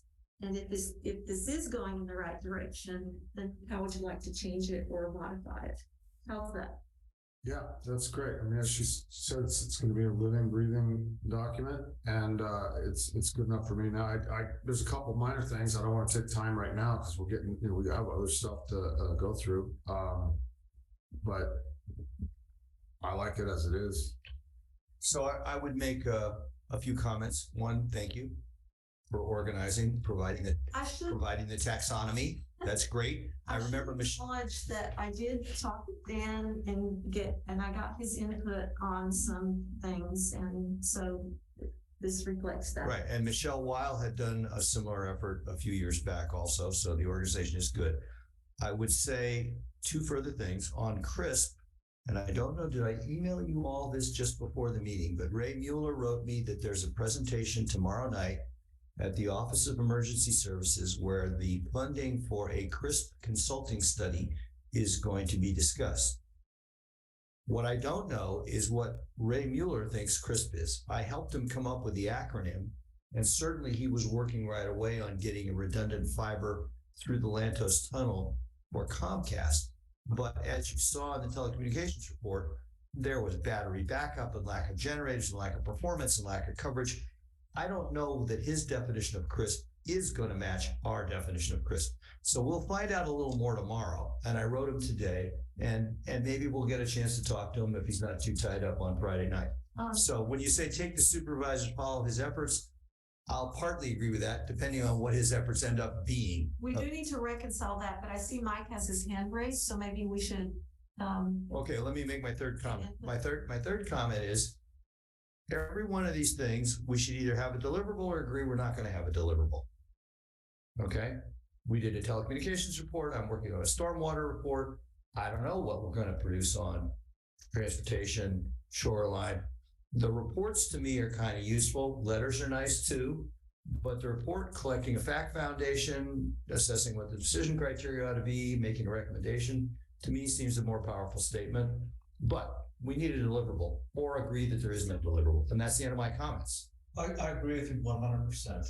That's why you're here. And that's what I'm. That's why action item, deliverable, right. Closed. Right. Item closed. Okay. So Now, if I can elaborate, each of these topic areas presumably underneath would be a plan. And for instance, Lynn's transportation work plan tonight that you presented would fill that need for transportation. And so presumably we would have a work plan for each priority area. And that would include not just reports, it might include, you know, opportunities where we might weigh in at different venues for policy. It might include, you know, other types of actions. It might include informational education for the community. I mean, there are a lot of roles for the MCC, and I think we should crystallize in each work plan what we can realistically do and what's needed. So I'm seeing this a little differently, that, you know, some of these things, you know, if you follow how the county works, you can understand that they don't always have an open day to close day. That's it. They come up for a little while, they go away for months, they come up a little while, they go away for months. So I think it's a waste of time. I think it's a better way to think about this document as something that's a list of kind of priorities that we should all be aware of.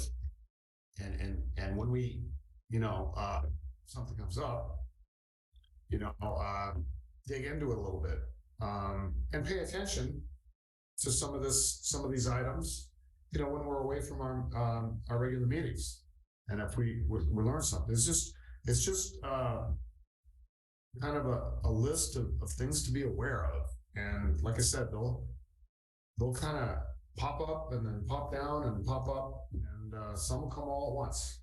I got 3 more people who want to comment. Ann Rothman, you were first. If you're there, surprise, Ann. I am. I'm sorry about that. I couldn't unmute.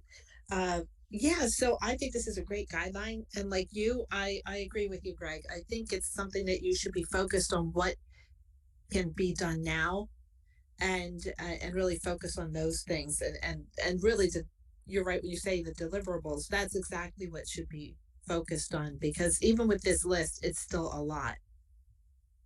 And so I think as Dan pointed out, as things come up, it may need immediate attention, but I think we should definitely focus on the things that we can get done and not get off track too much. Okay. But I like this. This is a good way to kind of narrow down what we had from before. And also, I just wanted to remind you and everybody that the budget discussions are going to be coming up at the Board of Supervisors the 26th, 27th, and 28th. And there is public participation. And so if there's anything on our list that we want to take immediate action or ask for monies for studies, I think we should get that done as soon as possible so that we can make requests of Ray. Yeah, now that is a good point, and we don't have a meeting until the 28th. I had previously prepared a spreadsheet with infrastructure issues and studies, and it was $431 million. But buried in there, specific requests for studies on things like stormwater. We need a stormwater master plan, right? Like the funding for the feasibility study of telecommunications. We don't have time to meet again unless we hold a special meeting and prepare an MCC consensus memo on what we want to ask Ray to fund. And so that's an immediate need for a deliverable. We should be weighing in our priorities. Let's hear what the other people have to say, but let's leave that before we end this discussion to decide what we're going to do about that fact that the county has a budget meeting coming up. Mike, welcome.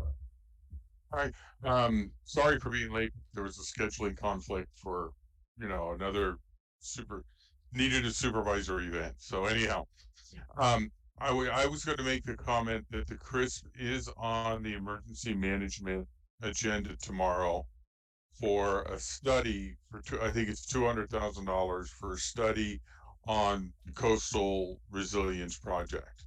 So I was trying to find the staff report to email it to the council so you could have that, and I flip it around on my computer trying to find it, but my computer's being kind of wonky. So the only email I have is the agenda, you guys. I don't have any other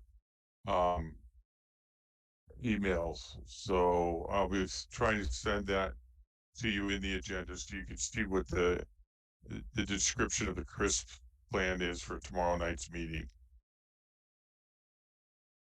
That'd be good. Okay, so that's all I wanted to say. This is what Ray sent me. You can all see it, right? Yeah, really. Yeah, that's the agenda, but there's a staff report I'm trying to send to you. And All right. let's go up further. It might be further down. No, that's it. That's all we got. That's it? Okay, yeah. I'm trying to find the staff report to give you goes into more details. But that's where you need to call tomorrow if you want to give support for the CRISP. Okay? Thanks, Mike. Sure. Next we have Len Erickson. Yes, I just wanted to clarify under transportation and mobility, the work group is referred to here was using a label that you coined initially, Greg. What I saw myself doing is looking at the different pieces of transportation related projects and items that are out there and either bring them into focus or identify and transition them to particular MCC members. So I'm not really doing a separate group, but sort of like a consultant, if you will, to transportation efforts. Right. Yeah. Kimberly, one of the things he's saying is he's not a Brown Act problem unless he's involved in serial meetings on a topic, because he's not any longer a current council member. Right. Okay. Burnett. Yeah, just maybe give you my 2 cents. I haven't looked at it as deeply as maybe you guys have, but sort of listening to Kim, Greg, and Dan, I think I kind of understand where Kim's coming from. She kind of wants to understand what you guys are going to do and when. And I'm kind of looking at this document quickly. I think that's basically what you want to do as well, Greg, is you want to come up with, okay, these are the areas we're going to work on. These are the products we're going to have. Dan wants to have some other action items that could potentially come up in the future. And I think those are kind of listed at the very end of the document that Kim put together, topics not on the priority list or overlapping that could either be moved into or from that list into a more priority list, so that you have some action items that you're going to complete or hope to complete this year or into next year, and what the actual work product's going to be for those action items.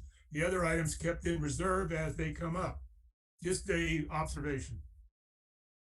Thanks, Burnett. He's referring to the last page. This is the last page, isn't it? Oh, he's referring to this page, the one that we were going to leave out. Right. Yeah.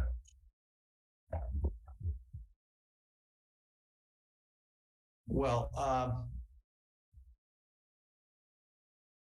what's the next step with this document? There's two questions. What's the next step with this document? And the other question is, what are we going to do? I think.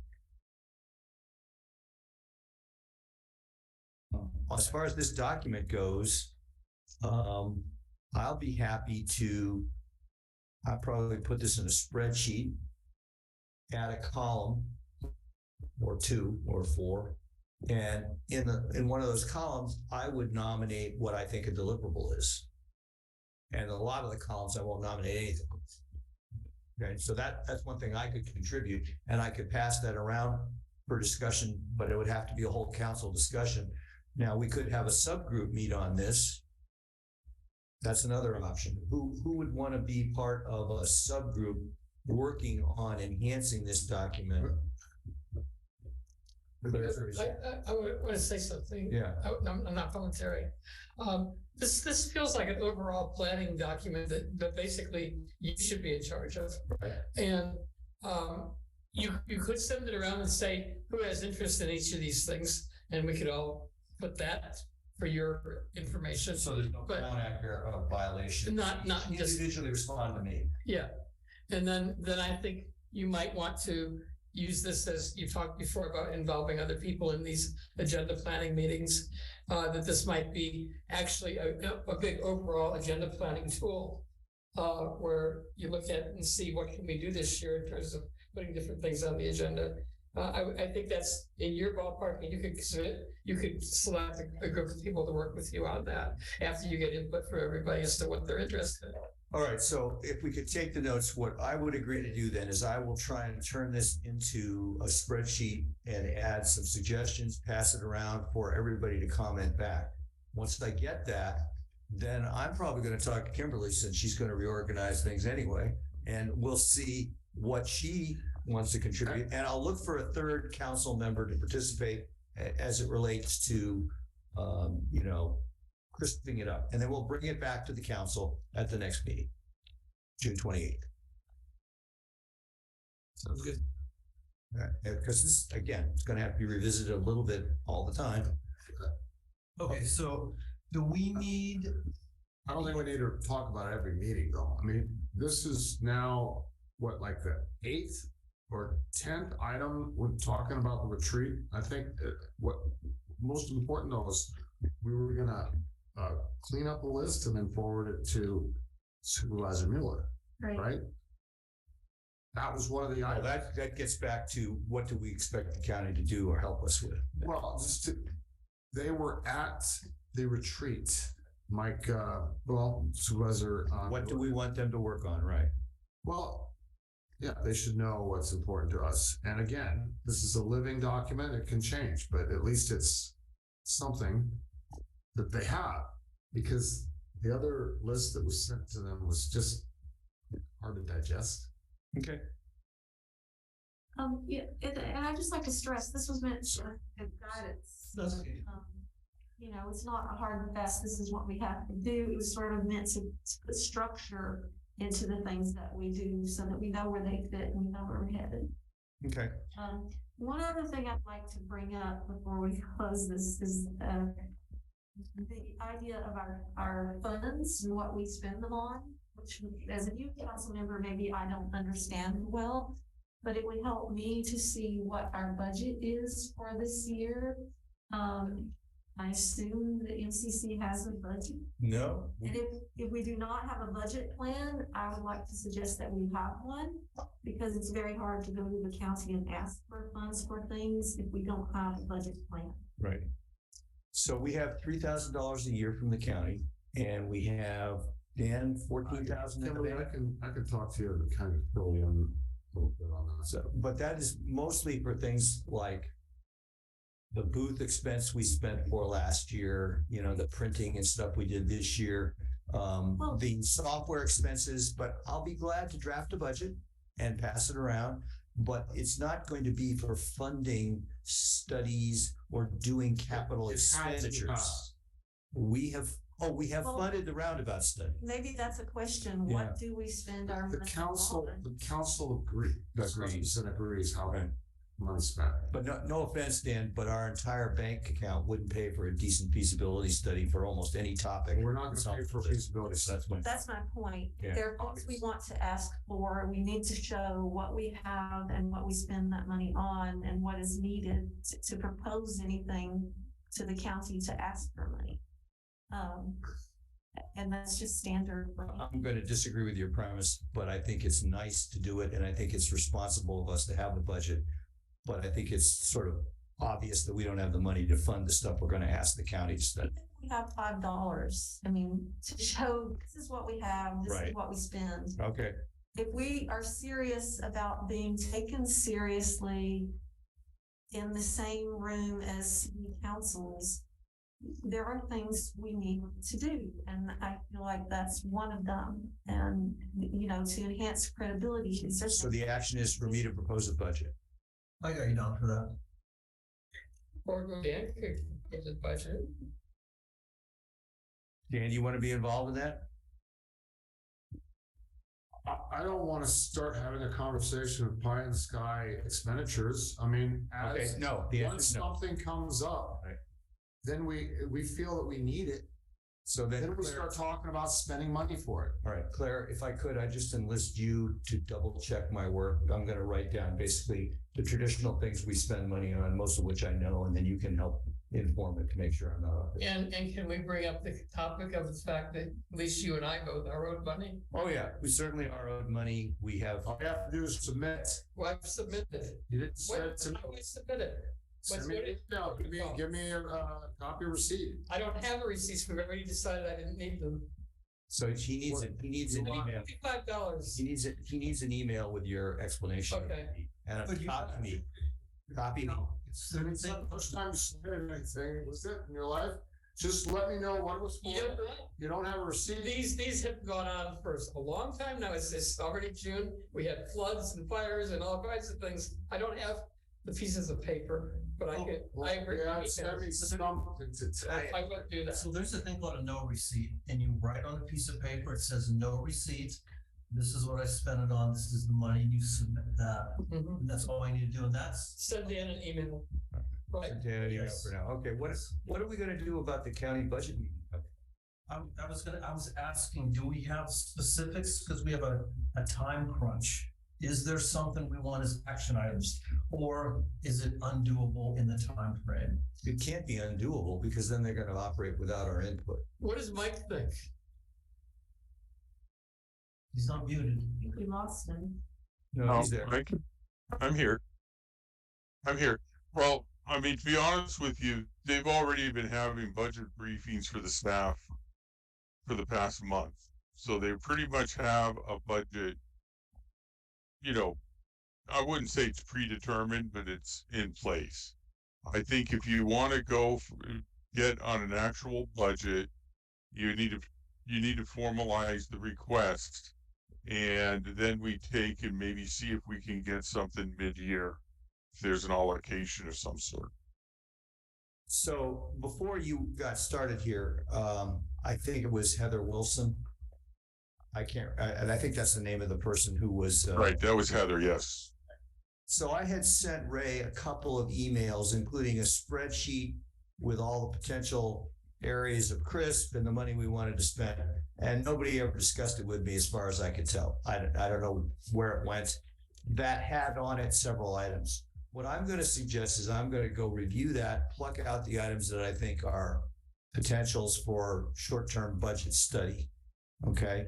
And I'll run it by two other council members who care to be involved. Who would those two people be? Gus? Listen, I'll be there. Okay, so you don't need two, Claire? That's fine. All right, so Dan and Gus, and I'll run it by the two of you guys, and we'll fire off some kind of an email listing those items. How much time do we have? We have almost until our next meeting, so we got to do it in about a few days. Okay. The fiscal year starts July. Yeah, but the discussions are going to be held on the 26th through the 28th of this month. So Right. There will be some discussions, yeah. So you should get it there ASAP. okay, well, Mike, you'll certainly be copied on it. Oh yeah, no. I mean, when I get it, I'll take care of it and forward it. I just want to be sure, it needs to be there ASAP. Yeah, okay. So, one more question, Mike, and forgive me because I don't understand this process. Will we get to see what the allocations are before they're approved, or is this something that we only get to see after it's approved? Oh no, the budget has to be adopted in a public meeting. So everybody can review the entire budget and they can look at it to see, what's in there. And then you would be able to make comments at the supervisors meeting before it is adopted. One of my comments would be that nobody told us this was going on or asked us to be involved or solicited our input. Did I miss something? Well, so Mike wasn't there back, when we got started when Ray joined. But, and I don't remember Don Horsley, frankly, ever coming to us and saying, although we did lobby with him for things, we got, the better part of $1 million spent for various things having to do with wildfire. Okay. But I don't remember ever being involved in the county budget process, either as an observer or participant. We expect to be involved in the process, but the question I have is, if there is a deadline for the MCC to submit a request for funding or to submit a request for a different allocation, when is that supposed to happen? Because I'm not aware that has happened in the past. We're saying the same thing. I would suggest, now I'm going on my basis from being on a city council. The budget presentations usually for the city council started in February, where they were going to reviewing what happened last year. There was a mid-year adjustments because you're halfway through the year and maybe something is over budget and something's under budget and they reallocate monies, you know what I mean, so that you stay within your entire budget. Okay, that usually happens 6 months into the fiscal year, which for the city, it started in July. So January, the city council would be voting on readjustments that needed to be done. But then in February, we would start the, determining fees for different issues, building permit fees, etc. And so I would say next year, I will be sure to remind you that, hey, we need to start talking about a budget allocation if you guys want to have specific things. The things that would be unique about the Midcoast Council is I'm not aware of, nor do I think there is, a section, dotted line item, Midcoast Council budget. What you guys are requesting, part of it would be in maybe emergency management because fire breaks and stuff like that.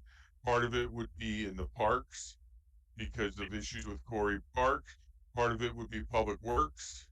Do you follow what I mean? Your allocation, so to speak, would be spread over several different county departments.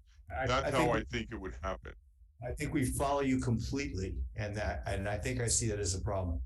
I've done a little work, and there are approximately 5,000 sewer connections between the Midcoast.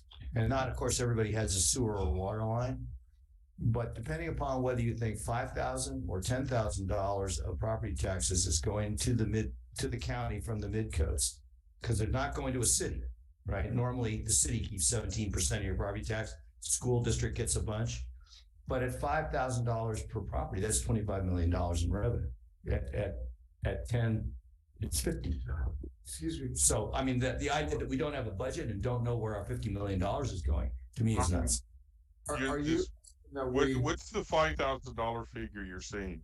And where's that coming from?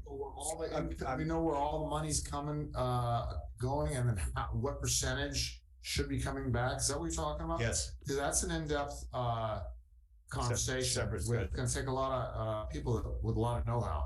Right. So, I mean, maybe we could set up something, we can ask Mike. Separate conversation. Yes. But that's what I meant. Start with that. And then once we understand how that works, then we take the next step. I think we're going too fast. So if we want to be part of the budget, so if we want to be be part of the budget discussion, I think there is a date where we have to start being involved in that. I think Mike says February. No, we're not waiting until February. We're gonna get started talking about our needs now. Oh, but we need to have closure and we need to submit by February. I hear you. Okay, We're gonna ask for them to define that process for us. that would be great. Right. Because like I said, I think Mike, I think the time is past for us to have something, to receive something and, right? Yes. The ship is very I'm close. I'm not giving you the official word, but my assumption is that yes, you might be able to get something in now, but I wouldn't guarantee that. I think also that I will have to check, since this is my first year with the county, is there some sort of mid-year allocation or mid-year something done based on revenue? You know what I mean? But does that need to be reviewed by you guys in the normal review process? Well, I think that is more likely, a mid-year thing is something that just happens, at least at the city level, regularly. Because you have to balance the books, you know what I mean? He's new here. Yes. And I've never seen us involved in the county budget process or even the Measure K process in an formalized way. But we're starting out, we just need a date, so we need a. My understanding, I will take and find out, I don't know if I will try to find out and get you an answer at least by Monday. I don't know, you know what I mean? I have to do some calling, find out who, but I will get you an answer as to what date you would need to start a budget process request. Thanks. So my understanding is, I'll get that to you by Monday. I haven't recognized you. Mike, did you have anything else you wanted to say on this? No. And Kimberly, had we closed the discussion on your taxonomy? Yes, I thought we had. I think so. And what we were discussing was what we're going to do about this budget deadline. And we agreed that we're going to form a little subgroup here to try and put something together. And then we got involved in a discussion about the lack of an overall budget process involving us, and Dan's point, that it's a bigger deal, a separate issue. So I'm going to say, I think we're just done discussing this. Am I wrong? I'm just saying in general, usually if we want something done, we lobby the supervisor. When he gets on board, he puts it in the budget. Right. It's not like we ask, hey, let's put this in the budget. It's never been that way from my experience, 12 years. And how successful is that been? We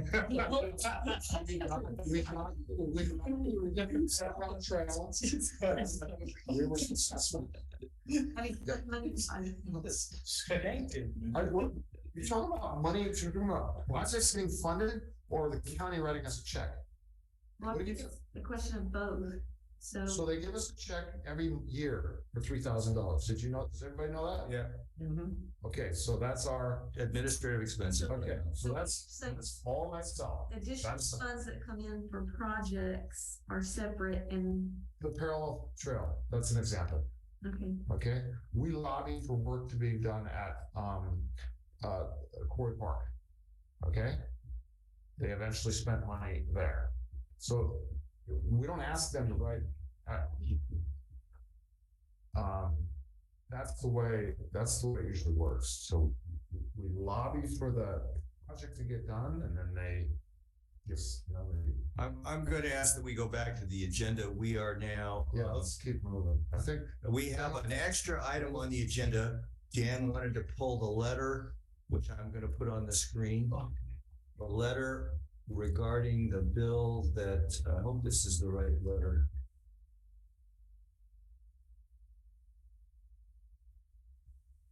Is this the one to Wiener? It's to Becker and Berman. Okay. So I'll just make this streamlined. I fully support this letter. I'd like to make this a little bit better. And by adding to the where was it? Sorry. Second, can you just keep it still without moving it? I'm trying to. I'm sorry. Yeah, just by adding at the end of the first sentence of the second paragraph, just say, after environment, just add and the rural character of our community. So what this letter I think is lacking is it talks about, it does not talk enough about the effect of the change of the character of our community. They don't care about that. Well, I do. Maybe we. And I think it should be in writing. And I think everybody does. I would support an amendment of that nature. What does the rest of the council think? Kimberly? I don't support I don't not support that. I'm okay if you want to add that in, but the only caveat to that is that because this is about multifamily housing, it's very sensitive not to send the message that you are against housing, multifamily housing, affordable housing. Well, it's how they do it. And that's the messaging right now, is that if you're not for this, you oppose affordable housing. And so bringing up the rural character, it kind of has an elitist connotation to it that could work against us, and that's the only. Well, okay, I'm saying that, okay, maybe I see your point. Rural, but did everybody see that picture of a 50-story high-rise in the Sunset District? That's a complete example of something that's out of character. And we could go on and on and on about areas that, hey, that obviously doesn't belong there. 555 Kelly, the first renderings of that. I mean, it clearly looks like it should belong. What wording would you suggest? Would you the character of the area? They don't want that. I agree with Kimberly. I was going to say, you might want to talk about environmental impacts, because there are still a lot of endangered species here. There's a lot of, there's a reason for the open space that we have, that we're trying to preserve that, and what little is left. I mean, there's so much legislation being passed for us on climate change. Well, are we trying to pave every single, area there is? I mean, because if that's the case, then why are we telling people what they can cook on or drive or anything else? I mean, that's just a little side.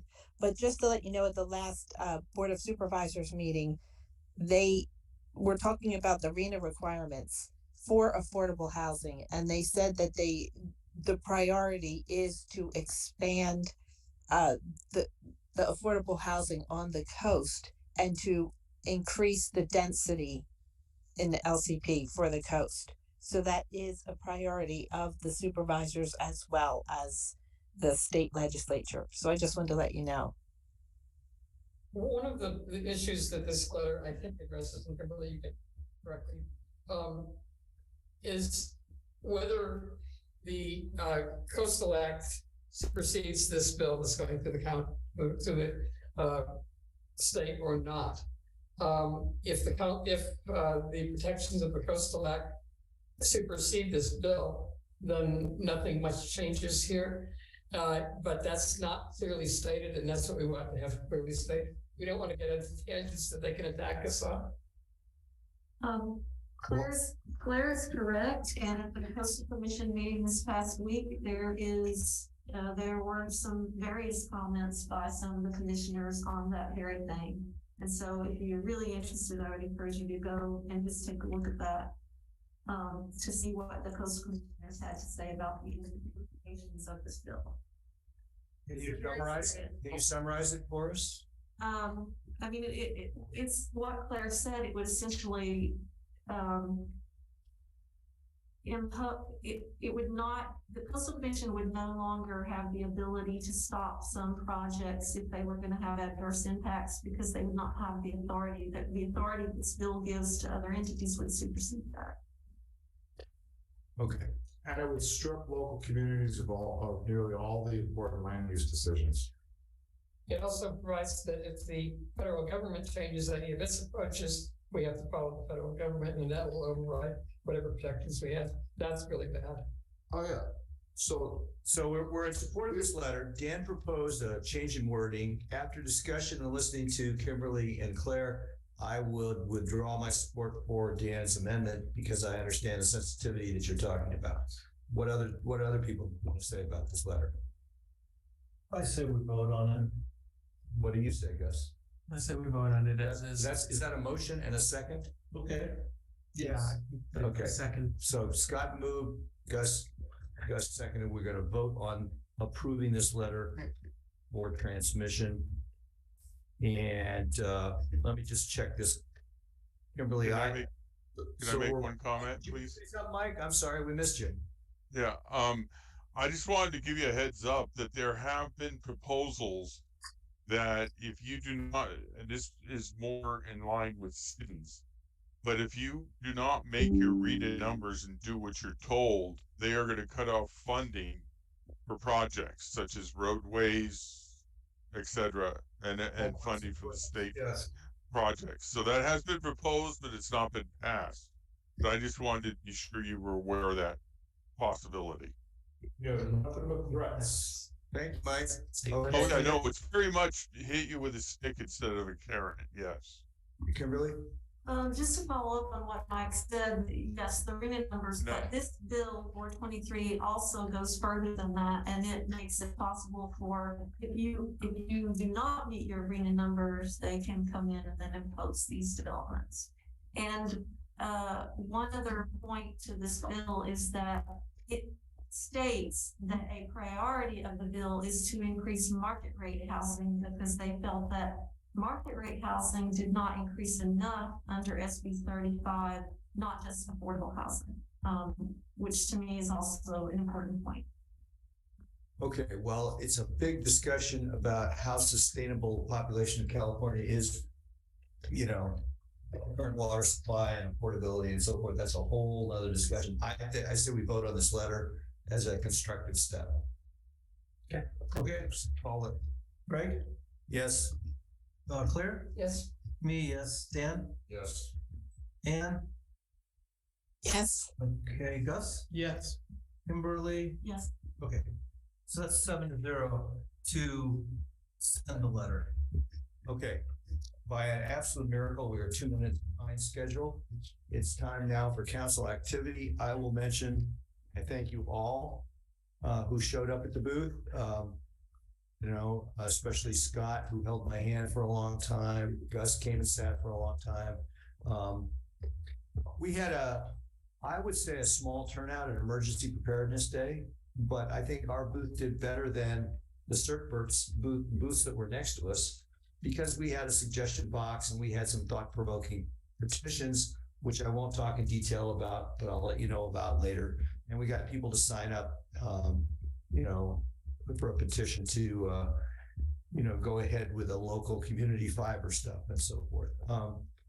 So we showed the flag. We have a bunch of materials left over. They're all stored back in the room. And I think to the community outreach point, every chance we get to go, we should go erect a booth. And then in future, we should be talking about recruiting more members of the community to be involved. That's it for me. I have my hand up. For what? We're talking about council activity, Fran, not public comment. What were you talking about? I wanted, well, you didn't ask for comment. You keep forgetting to ask for public comment. I wait for you to ask for it before I raise my hand. I wanted to talk about the previous thing. I'm not clear. Did you decide not to do anything to submit proposal for funding for items that we need or want? Or are you going to get together and have a special meeting on that? We're going to have a work group put together a list of things that we want to recommend that the county consider funding. Yeah, and I hope you do it for this, for their end of the month discussion, their hearings at the end of this month. And maybe, I mean, you were right. We've never been involved in that kind of thing because we've never been asked or known about it ahead of time. So now we have a chance. I don't think it would hurt to submit it for the end of the month meetings that the board is holding. And you know, if we don't ask, we're not going to get anything. If we do, we might get lucky and get something funded.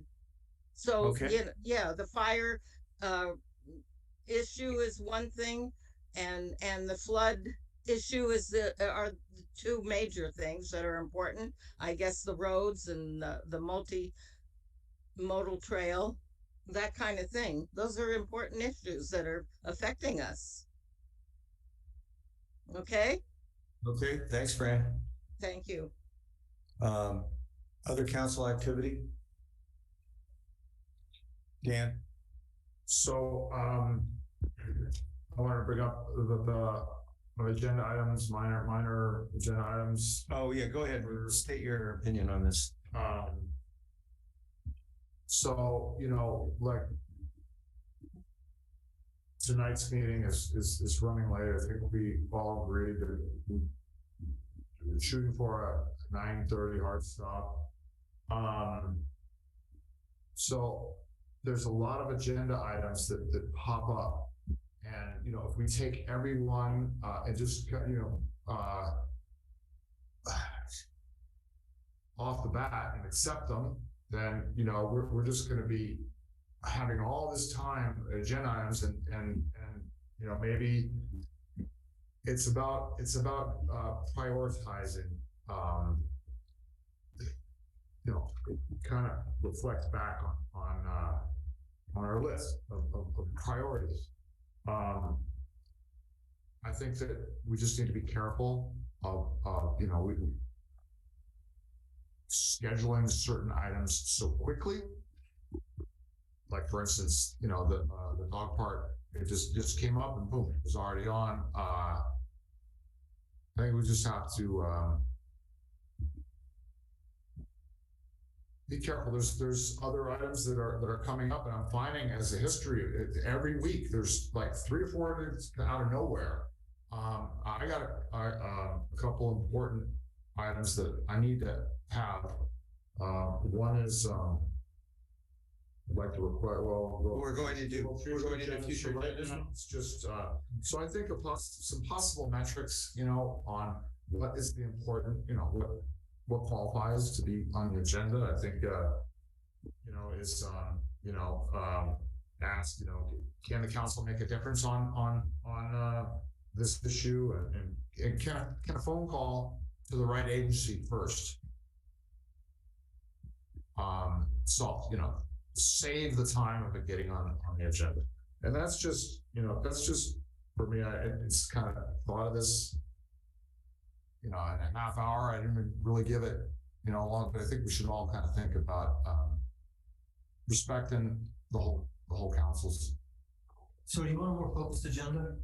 Well, I think he wants items where we can make a difference. Right? And then other things, you know, it's about, you know, something comes to our table, we look at it and decide, hey, does this deserve to be on the agenda this week, this meeting, or can it wait? Well, the dog thing is example, Dan.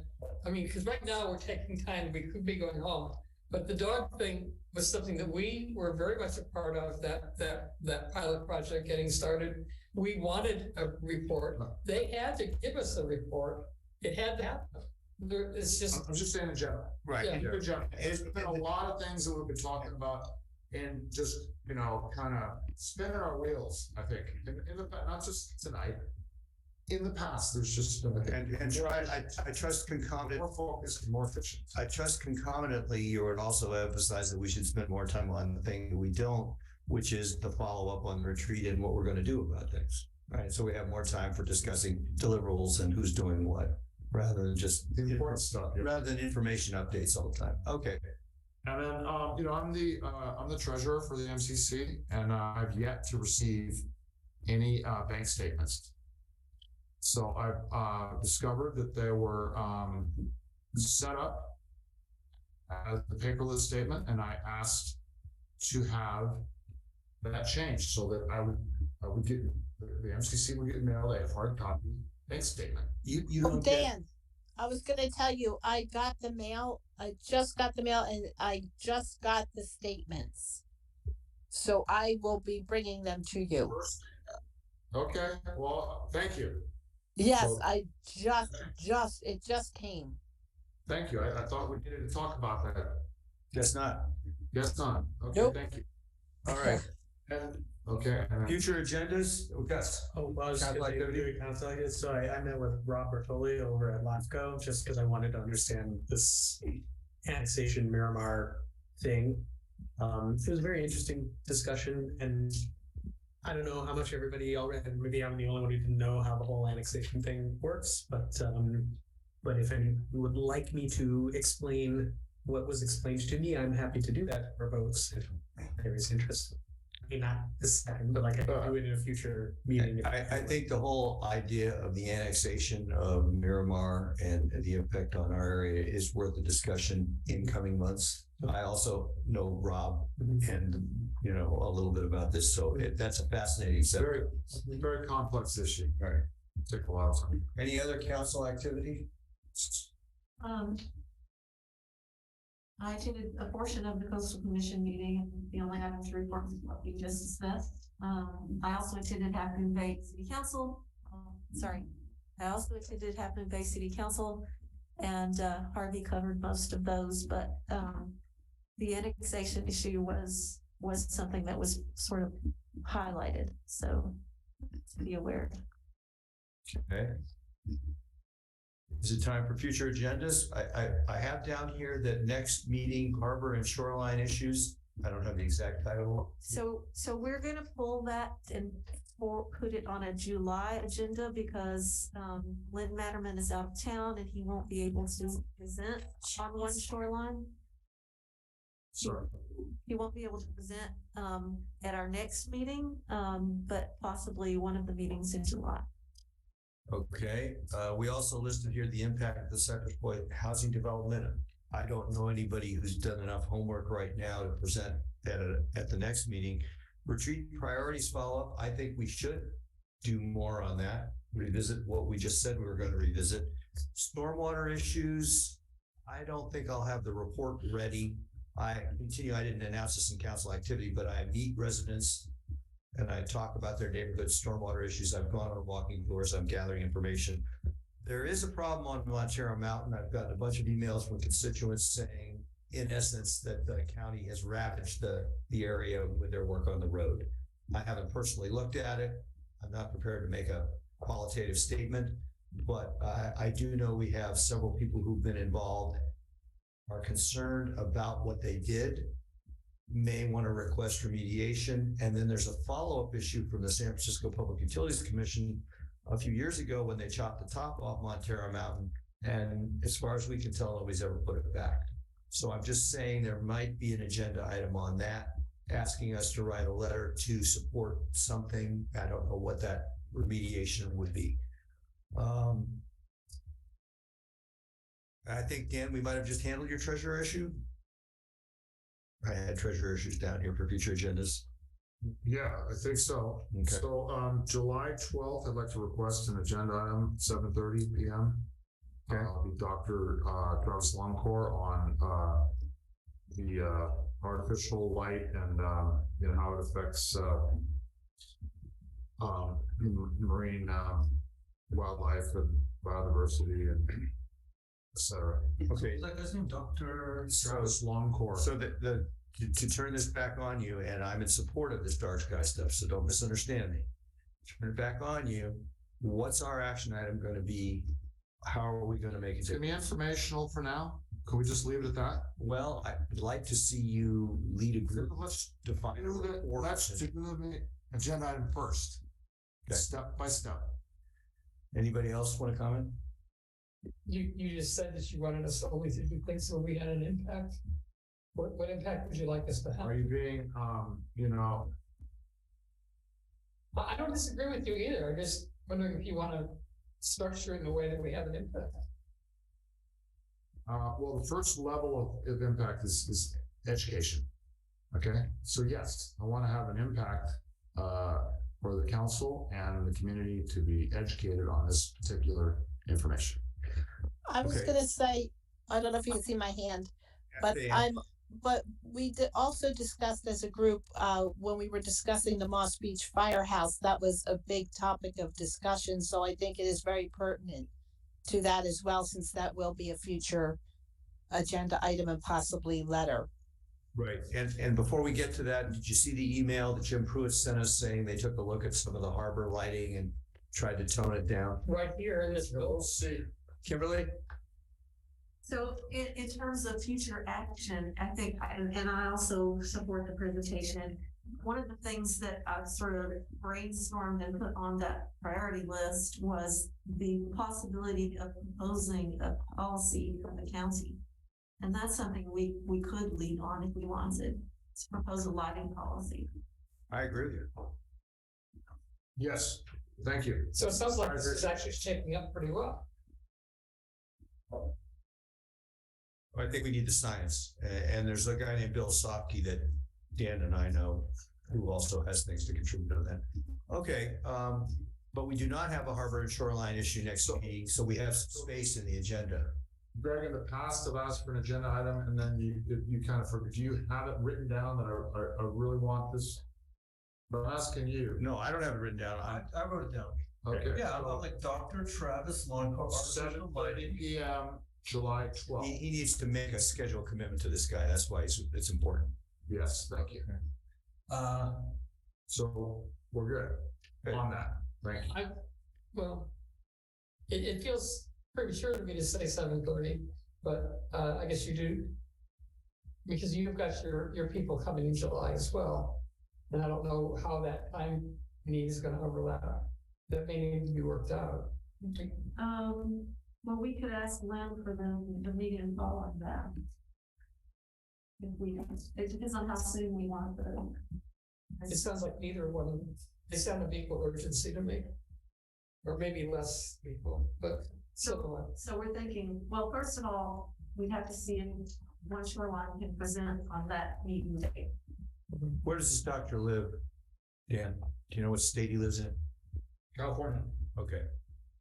All right. Well, he's asked for 7:30.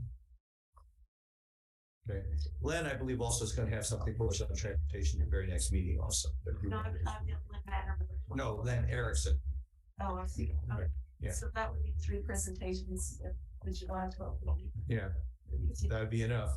With that'd be end of new agenda items for that day.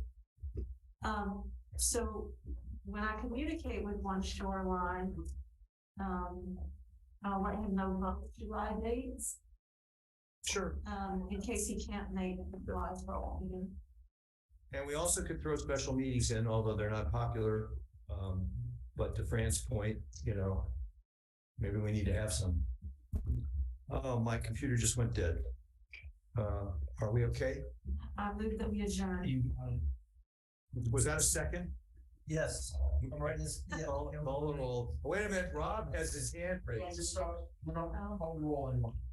Well, Affirmation. Thank you. All right. Any objections? Not. Well, Rob is trying to get a comment in, but I will talk to Rob. The guy who wrote the letter about the underpass, I think. How about 15 seconds? Yeah, go for it. All right. So I just wanted to say the email I sent in was not intended as a comment to Len's presentation, but it does tie in with it very well. And Len actually references it on his last slide, Moss Beach SR1 corridor study. And so my email is saying I think the MCC should become acquainted with this, probably bring them in and to tell us where they're at on it, and you can read the email. And then my hope is that eventually, after you're taking a look at it, that the MCC will recommend that a feasibility study for an underpass in Moss Beach be incorporated into this already funded ongoing study, which is specifically about traffic and safety in that area. So that's all. I don't know if you've looked at our website. We've got a bunch of stuff on that project there as well. So yeah, thanks. Thanks, Rob. We're adjourned. We are adjourned. I'm just waiting for this discussion before I save the transcript. All right, Rob, good night. Save the